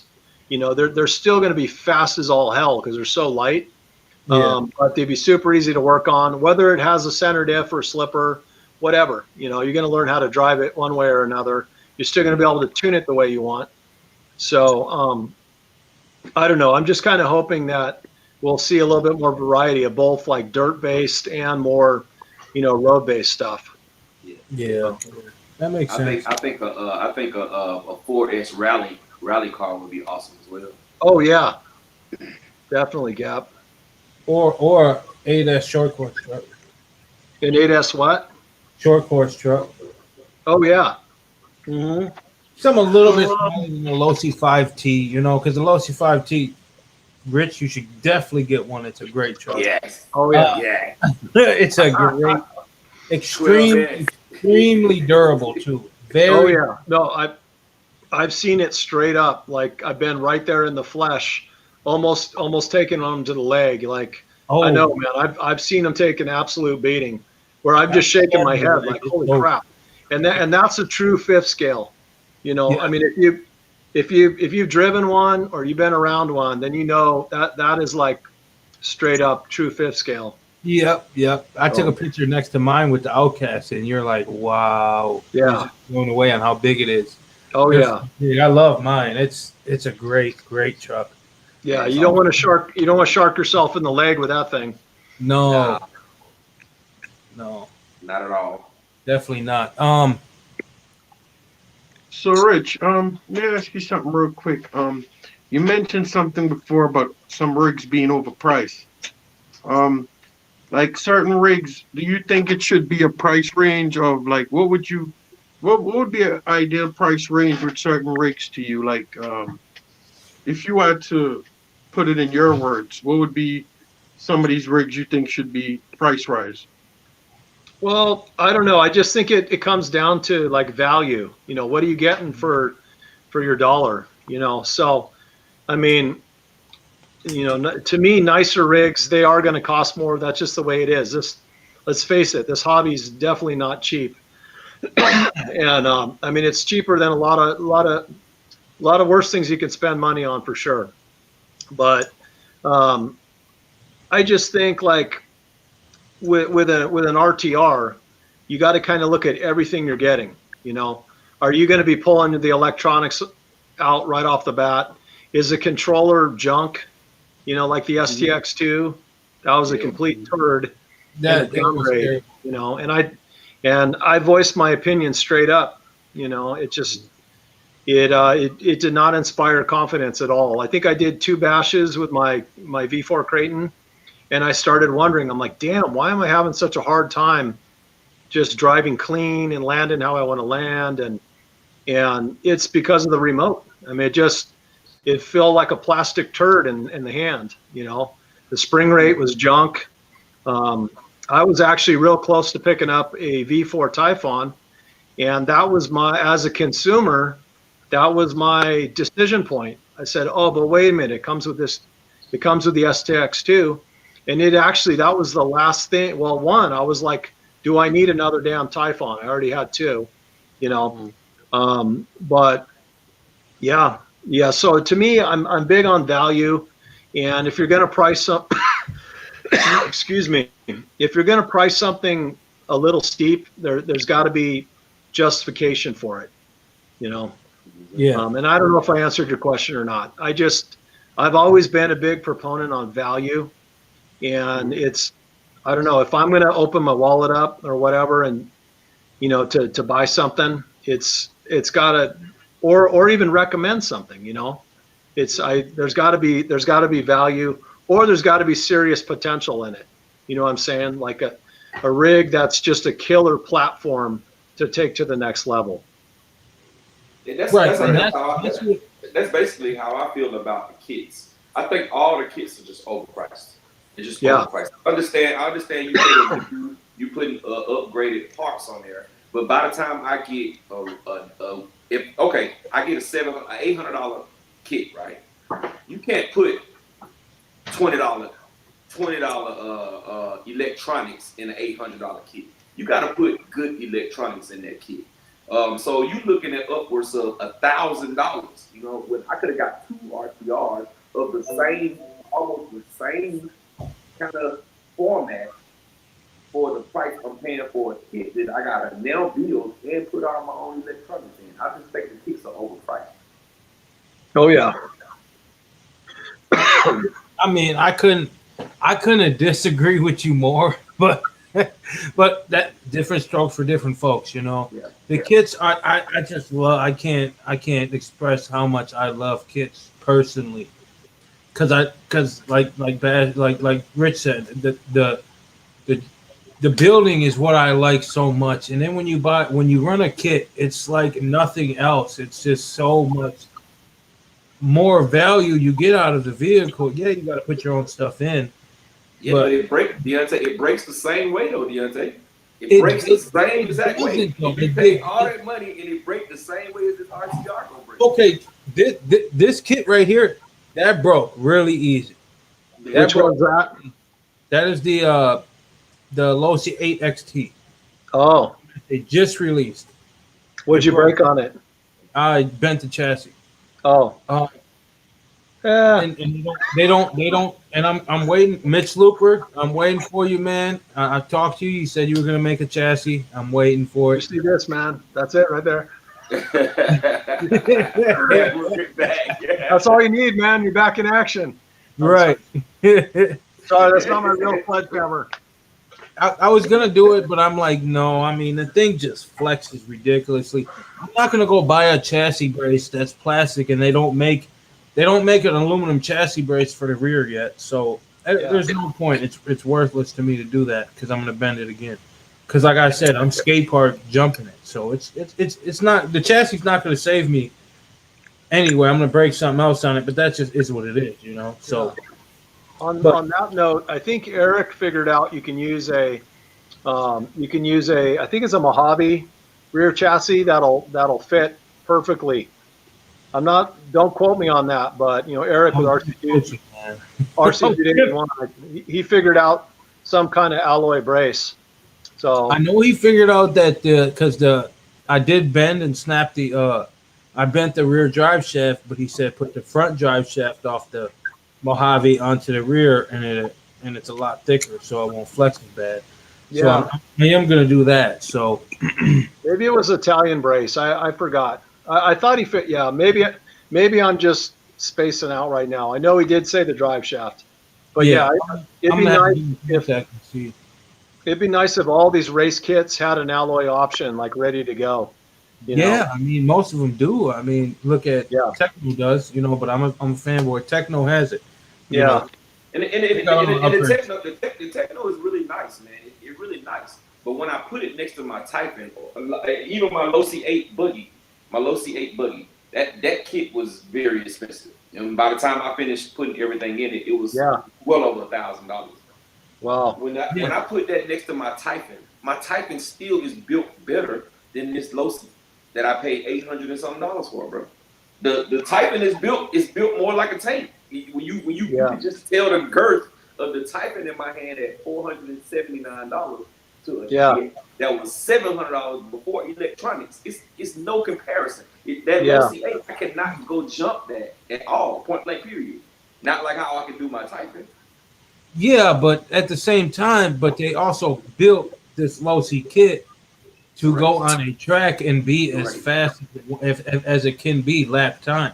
So if you get an Adam Drake, you know what I mean, the best of the best out here, and they drive that Typhon, they're not going to be fast on that track, and they're not going to win all and be sponsored by everybody that they're sponsored. I second that though. And the reason why I second that is because of the setup. Because it's not set up for racing. It's not set up. The diff fluids, like most people in a basher, heavier fluids. You running 20 million in the center and all that kind of stuff. But I think if you set up maybe not a Typhon, but like my Hyosha Inferno stock, but if I would have set that up just like how that Losi is set up, it'll run just as good for a fraction of the price. I don't think so at all. I do. Yeah. You guys will have to agree to disagree here. Yeah. We go back and forth all the time. We go back and forth. Now, Rich, let me ask you something real quick, Rich. Yeah. Do you ever see yourself owning any kind of like a red cat, for instance? And do you interested in any of their cars? Yeah, I am. The only bummer is I don't really have any part support locally. That's, I know it's when I do break stuff, that's another thing that drives me crazy. If I break a part, I like fixing my stuff like immediately. I'll either fix it on the spot, or I like to fix stuff, like I said, just ASAP. I just don't like, I don't know. It's probably a mental thing of mine, but I like my rigs ready to run, like ready to go. And that's, I think Red Cat is actually, I have several friends, mostly online that love their Red Cats. So, and they look like they're a blast to drive, and they've got a pretty solid design. The center, I forgot what the term for it is on their the chassis and their center diff. I'm trying to understand that. I don't know if it's I think there's a different term for it. I'm just blanking out. My coffee's too weak, man. I'm starting. No, it's kidding. But anyway, yeah. In a nutshell, no. I think I tip a hat to Red Cat for sure. I do think they've got some nice rigs out there. Okay. And I went back to some of your videos that when you first started. This is going back 4 years ago. I don't know if you remember the one that says that the Armor Outcast first run on 4S and 6S. And I believe you shoot these two videos in the same area. That view there, was it you just found it from somewhere you know it already, or you just one day just pull up there and? I'm trying to think back to which video that was. But yeah, I do. I mean, because I bash, I'm willing to drive, for a good bash spot. But Right. a lot of my earlier videos were right in my general area, just like random spots that look like a cool spot to go bash. But yeah, so I'm not positive on which area you're talking about, but Right. The view yeah. was really nice. Oh, Yeah. nice. So Well, how- that's another thing. When I get out to go bash, actually, some of my favorite places, they're not necessarily just the best terrain. It's just the environment. It's just like I don't live too far from Folsom Lake here in California, and I feel absolutely blessed. The place is it's a jewel for our area. It's just great beaches. The water's warm. It's killer for mountain biking, fishing, RC, boating, whatever. So, but I just go out there to peace out a lot of the time. Yeah. So the spot that you go to, and they changed it up recently, and I watched a video where they did change it. Because I try to watch every single video you release. I'm not trying to, jump Thanks, on the bandwagon, but the video that you got like that metal. It was like a metal, like, man, what are those things that you like store stuff in on the car? Oh, like a shipping container. Yes, and there's that big hill, and then you come down and you launch. Yeah. How far is that away from your house, and how do you find places? Is it just readily available out there like that? Well, sadly, that spot got flattened.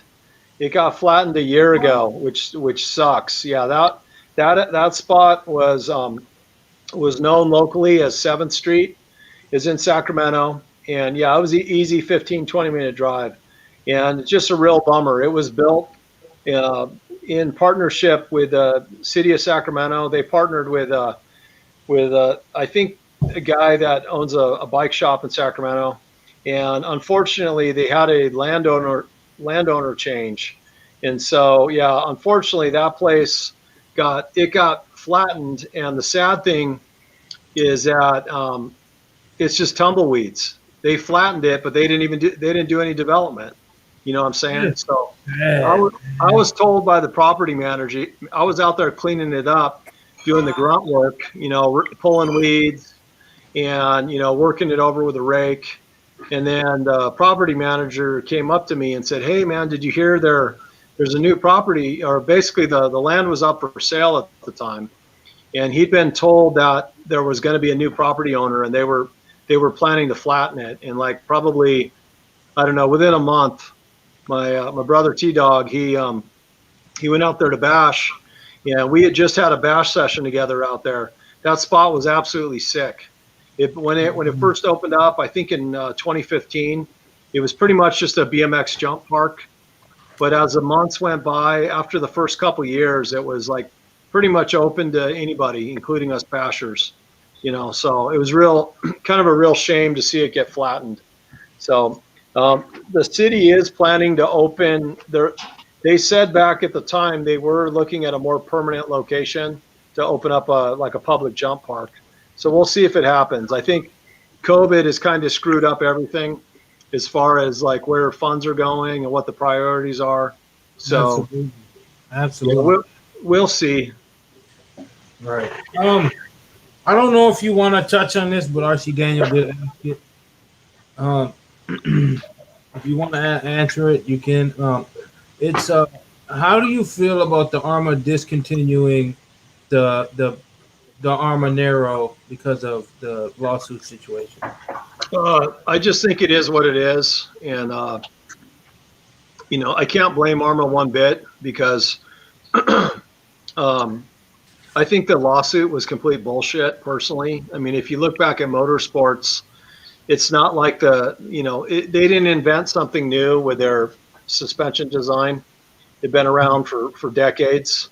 But anyway, unfortunately, we're in a sue happy society, and you got a big company like Traxxas. I mean, it is what it is. I think Arma had to do what they had to do to protect themselves. So it's a bummer. I know people. I never owned the Neuro. I know people. I know they're still out there. People absolutely love them. But and I think Arma, they still probably have some kind of inventory of parts, but it is what it is. It just it kind of sucks. It sure does, man. Yeah. Gap, where's the Nero? Gap has a Nero. Yeah, Gap Right has. there. Right there. Yeah. Right here in the corner, right here with my hand. They're still around. That's my favorite car. Yeah. Well, my and then least it's favorite just brand. unfortunate that companies get a patent on something, and it is the way it is. I mean, I don't know what to say. I just thought the whole thing was a bunch of crap, though. So I think my personal opinion is these companies should focus more on being innovation and just improving their own products instead of trying to squash the little guy. Right. This is a hobby. I mean, I guess it's a business too, but Yeah. you should do it for the joy of the hobby, Oh, if yeah. somebody else comes out with it, if I put my 2 cents in, if somebody else comes up with something that you guys, I guess, own the patent to, then, and if they make it and it's better than the stuff that you're releasing that still has it from years and years and decades ago, then maybe that should teach you guys to come out with that and one up them, make it a competition. I mean, okay, put it like this: I buy the Nero, and I already have the Summit. Okay, well, I like the Nero better, so that means bring out something better that they're like, well, I like the whatever they brought out better than the Nero now. You know what I mean? It's about innovation, but that's just personal preference. Well, and the good thing about it is, I mean, Arma has absolutely, I don't know, they've put out so many killer models the last year and a half, last 2 years. I don't know. I just look at it as they're totally on fire. And it's not just the styling, the unbelievable, I don't want to sound like superficial or whatever, but they definitely got the styling down, when it comes to the bodies and that sort of stuff. But they just keep improving. They keep improving, and they kind of keep us on our toes. We don't know what's coming next. it's it makes Christmas a little trickier if you're gonna, planning on buying something for somebody. So anyway, Um, what are we Jessica, drink? We're drinking a Coke there. Hmm? I was trying to figure out where you're drinking a classic. Yep, Heck Coca-Cola. yeah. Georgia Heck boys yeah. drink Coca-Cola, baby. That's right. um, so Jessica Hyde said, what size wheels and brand of wheels should I run with the Big Rock with a Max 8 system in it? And if you don't mind, putting the gears in it. So Big Rock 3S with a Max 8. Yep. Yeah. If she's run, I don't know. I guess it probably depends on what voltage she's planning on running. But with a 2200, I'd imagine she'd need to gear up. I'd be a little bit, you got to remember the drive shafts on these things. They are a composite, so if you're going to run a bigger system, you're adding weight right there. I would just be a little cautious, perhaps. Gearing wise, I would think, gosh, the stock motor is a 3200 kV. The stock motors on these things, they absolutely rip. But I would think to get the same amount of RPM, she's going to need to go up quite a bit. So I think the Big Rock comes with a 15. I would say probably start with like a 20. Yeah, but again, that totally depends on the voltage. So Right. If hopefully you're she won't just pop those drive shafts. I wouldn't do anything more than 4S on any of these 3S rigs. they don't need it. And did she ask about the tires? I forgot. Yeah. Yeah, What tires do you? well, I don't know. She could try the stocks, but because what's cool is they do come vented, from the factory, which is cool. They are going to turn into little saucers, I'm sure, past 50 miles an hour. But yeah, I go back to my favorites, 17 mil. If she's willing to get hex adapters, I would say get the Proline MX28s. The 2.8s, maybe the trenchers, but I still like the MX28s myself. Yeah. Hey, Rich. By the way, Mitch Looper, because Hot Racing keeps running out of stock with their stuff, Mitch Looper's already made his prototype 17 millimeter adapters for the 3S line. So they're pretty much in testing now. So I'm waiting for my set. I thought it was going to show up yesterday or today, so I'll need to go check my box. But yeah, that's Mitch he's committed to making the motor mount. It's going to be a 7075 motor mount with an ingenious little, almost like a chassis support. It's kind of hard to explain, but yeah, he's like completely opened his mind to doing whatever makes sense on the 3 and potentially 4S line. Hey, Rich, one of our colleagues is not here right now on the line with us. His name is Go Sarsi, and he wanted me to ask you a question, actually, a couple of little questions. First, he's into crawlers. I know he's into crawlers, and as well, he was asking about the Armor Limitless, if there's any M2C chassis that would fit that, the Limitless. I'm trying to think. I don't think I'd have to double check. I don't think Mitch is, unless he's made a lightened version, because he makes a 3 millimeter lightened chassis, which is 7075, and it's actually pretty amazingly, it's pretty durable. I mean, I'm shocked. I've been bashing the crap out of it on my lightened outcast up here. This has got, and a shout out to Kimberly with Basher Queen. She sent me a bunch of carbon fiber, just killer carbon fiber direct fit parts on this thing. This outcast is super light. But without going off on a tangent, I'd have to double check. I don't remember if he actually ever made the Limitless chassis. So we do have Philip Jolly and also James, and I'm trying to think Ed Morris They're all on our ARMA test team, but they do a lot of speed run stuff.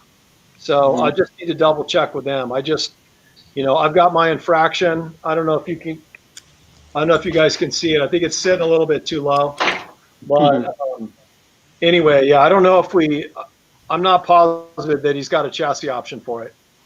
Yeah, and he's also into crawlers. He wants to know what you think about the crawlers, and as well as RC Masters. He wants to know if you could send him a free car. Oh, that's funny. Yeah, I don't know. I guess anything's possible, but I'm fairly attached to what I have here. I don't really have any. I don't know. My Proline Pro MT 4x4, it's been collecting dust for the better part of a year, and I haven't really decided what I'm going to do with it yet. I was gonna ask you about that, like maybe seeing what you plan on doing with it, because maybe we can figure something out with it. I don't if you got any plans, you know what I mean? Yeah. Yep. It's a good little rig. I had some killer moments with that thing. I just kind of got tired of fiddling around trying to, dial it in the way I wanted it, and it just had. I mean, for most people, I'd say it is super durable overall. But in any case, what was the other part of the question? The crawlers. I don't know. That's one more area, like I was saying earlier, I haven't really explored yet. I've got a ton of friends that are like, dude. I mean, even 2 days ago, my brother Dave was telling me, man, he's like, dude, we need to get you out there. And I see guys crawling all the time. Sooner or later, I'll jump in there. I'm sure. I don't know. I really like my speed, though. Gotcha. Any more questions, y'all? I'm probably forgetting somebody. Yeah, I got one more actually. There's none in the chat. I have a daughter, and I saw you had a few videos with your kids on there. I'm trying to get her into the RC, to get her going. Like, do you have any tips I can, she tries. She's only 7, but I'm trying to get her into the RC because I saw your daughter. She was whipping that car down the street. I want my daughter to be, one day to. Do you have any tips like how to get her going? And well, I would no matter what, just keep it all about fun. You know what I mean? Mm-hmm. So, because kids are probably they can be as brutal on an RC as anybody, really. You know what I mean? Yeah, whatever you do, just I would just make sure she has a good time, and just teach her about the safety stuff, of course. If you got a throttle limiter, that's not a bad idea, or keep it at the low voltage, But yeah, it's pretty kind of a bummer, My daughter, she can tear it up. I mean, she's better than a lot of the people I've bashed with before, actually. But she's just like that, She learns stuff really quick, and it kind of doesn't matter what it is, She just kind of picks up on stuff fast. But yeah, I would get her something that she likes, aesthetically, like looks wise, and probably get something kind of durable, Right. It's tough to say, all of our kids are different, but yeah, I would just, the more fun you can make it, the more chances she'll actually get into the hobby. You know what I'm saying? Mm-hmm. Tortured RC said he was asking. He said, "What's the best gearing that you think for a stock Outcast 8S?" Totally stock. I would say go up to like between a 23. Now I think it came stock with a 19, and it's got a 23 in the box. Yeah, Arma was good enough to send. I would say 23 to 25 on the stock system. I ran mine before I decided to just fully upgrade mine. When I still had it stock, I ran it with a 39 spur and a 23 pinion, and it was ridiculous. It was easily doing 60 miles an hour. But you know, it in the summer that gearing's probably a little tall if you're going to run wide open. You know, but yeah, I'd say a 23 to 25 tooth. And then RC Daniel said, "Do you buy used RCs or new?" No, no, I usually don't. I mean, no, I just, um, I mean, I'm not against buying used at all. I mean, for a while I was actually looking for a roller for my speed project. So yeah, I mean, I don't see a problem with it at all. It's just, it'd probably be better to buy local or from somebody you know, versus online. It's kind of a crapshoot. So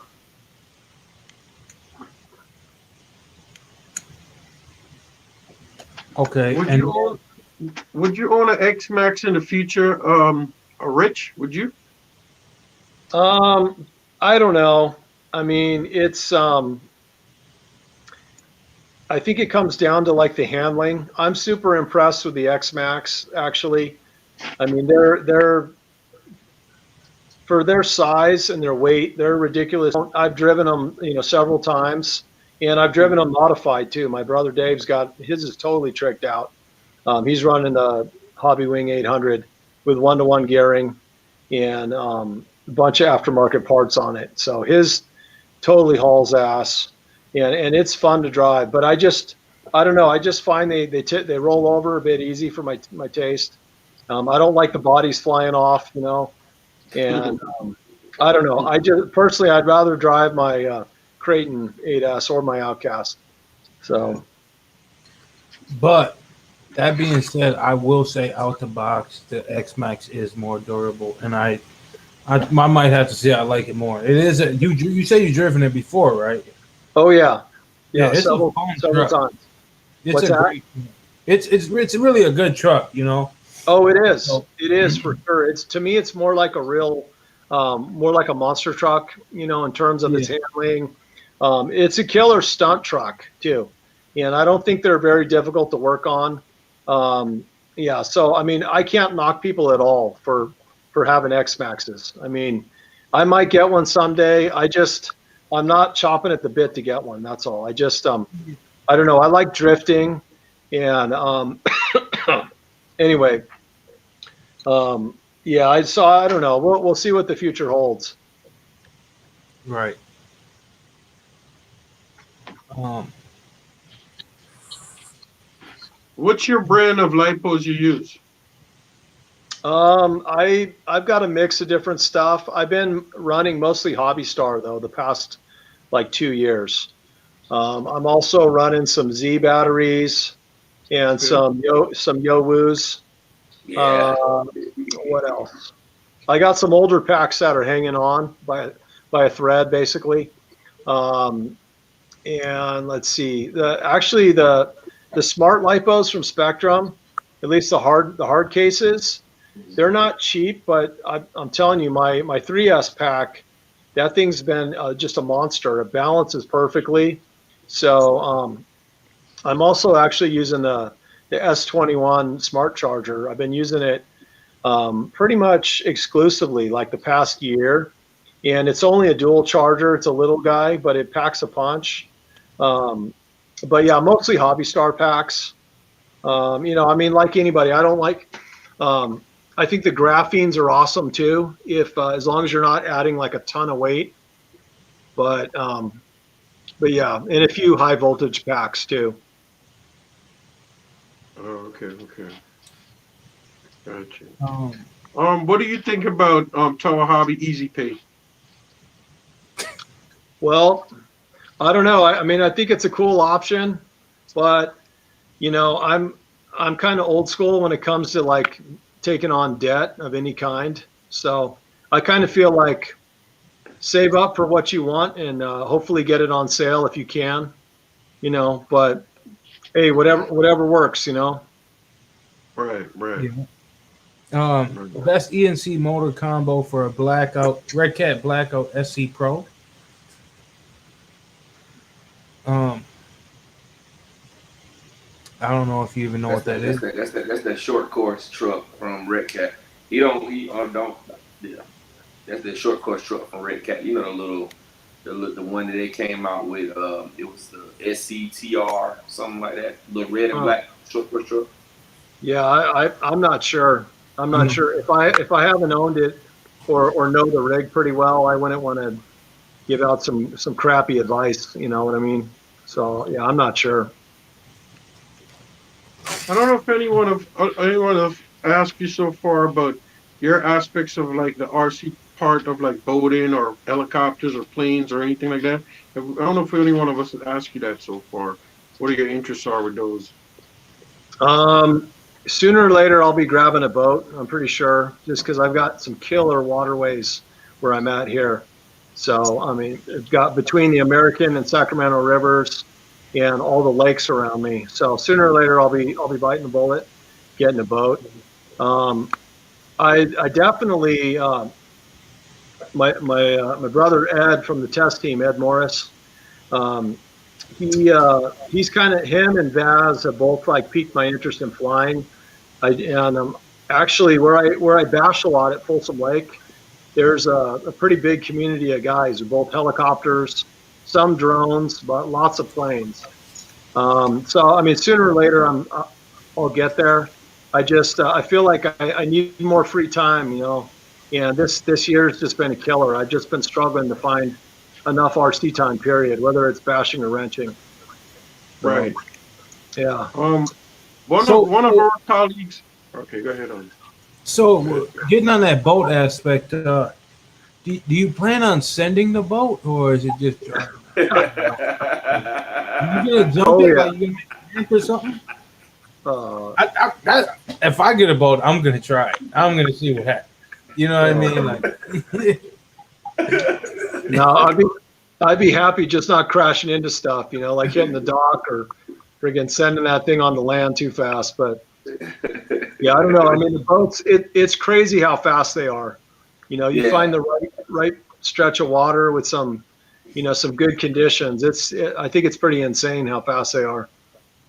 I was thinking about it, but like you said, you got a boat right in front of you. You know, so a real life size boat. So if Yeah, you flip it over in the water, then you can go on your boat and get it. Compared to me, like I don't have a boat, so yeah. that was the whole thing that keeping me from doing it. And then Gap told me that he's like, man, the batteries don't last at all. Yeah, the battery. If you gonna run a boat and you want to enjoy yourself with a boat, you're gonna have to bring some packs because they go through the packs super fast. They're just like the planes. The planes do the same thing, man. You in the air in Yeah, 7 8 minutes and you coming down. You know what I'm saying? But yeah, I will say, the rush. Like I enjoy all RCs. I love driving my cars. It's just much easier for me to drive cars than anything else.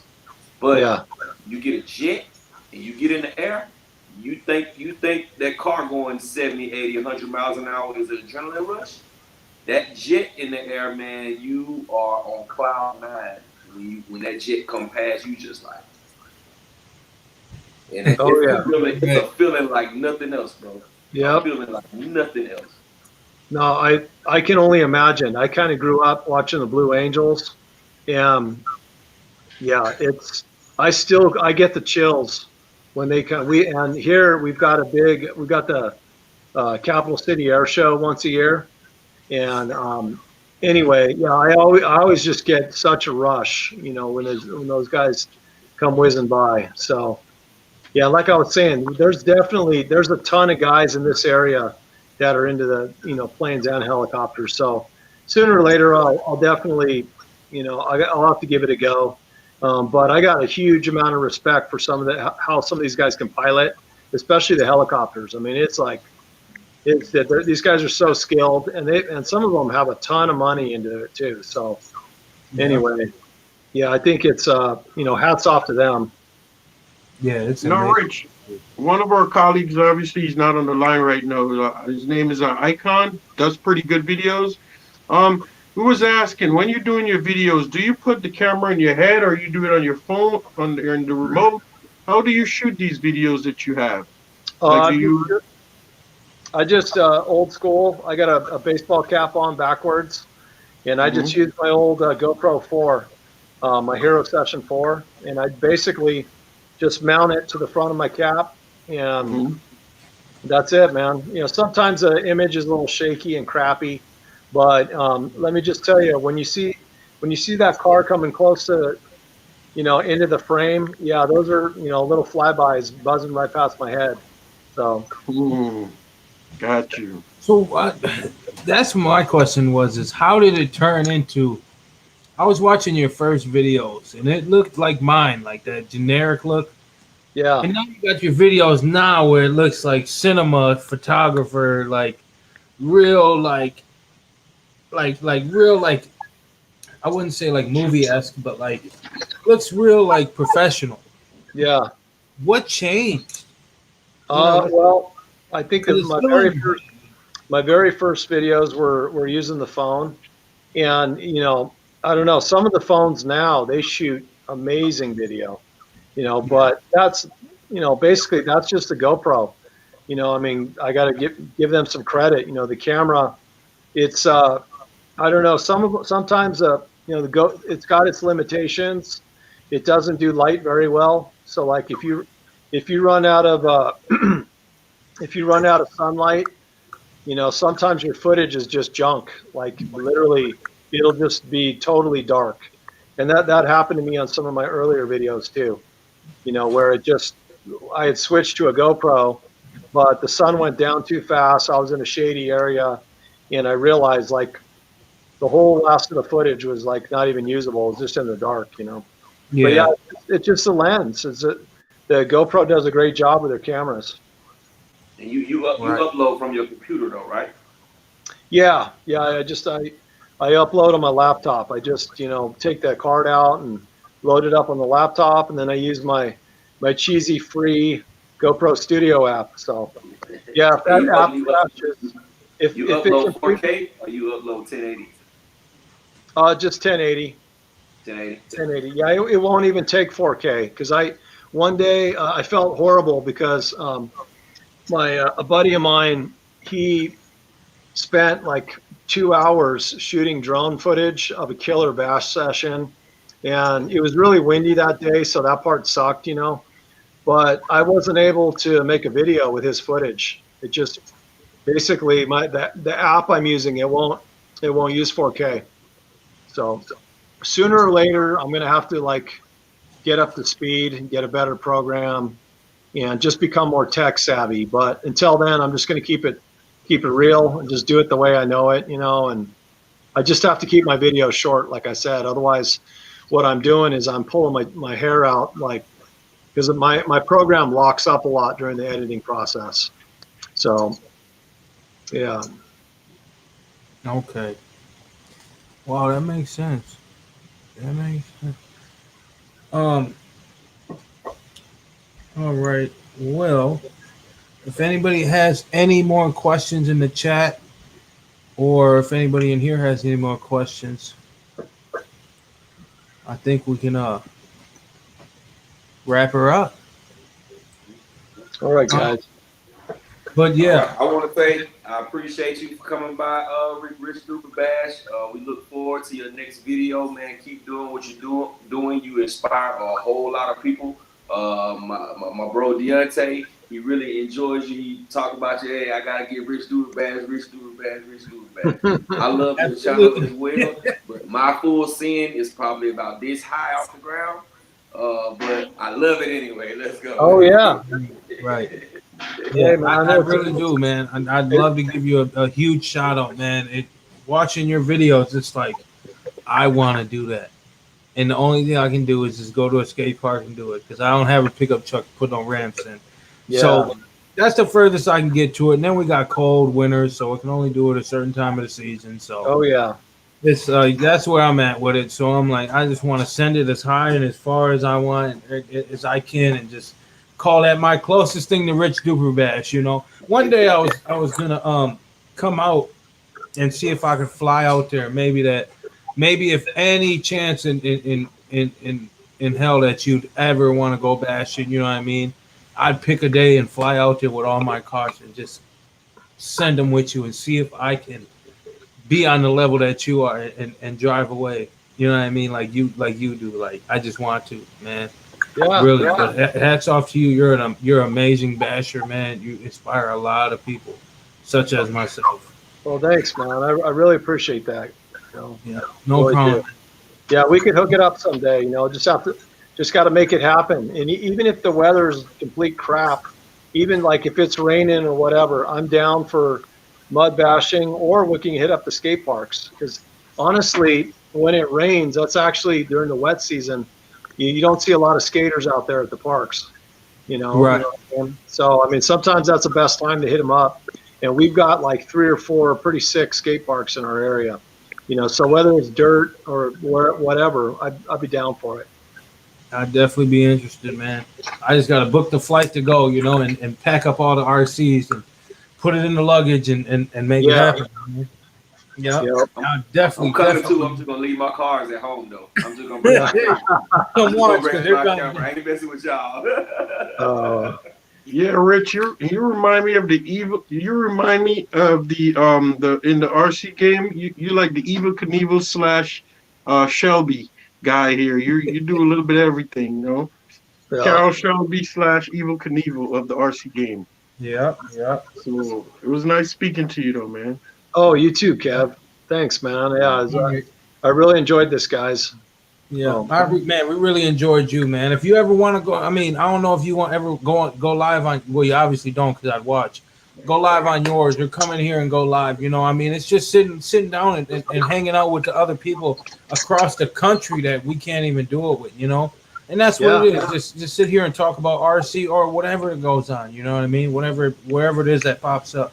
I mean, we got people from Wales, United Kingdom, and just everywhere, and we just sit and hang out, So. Oh yeah, Always, man. Whenever we can, when we can make time or whatever.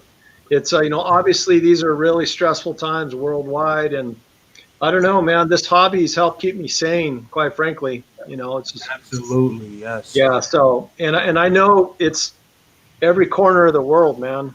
I know there's a lot of people just like us that have the same passion for the hobby, whether it's road, dirt, whatever. So anyway, I want to give a big shout out to all my RC brothers. So definitely.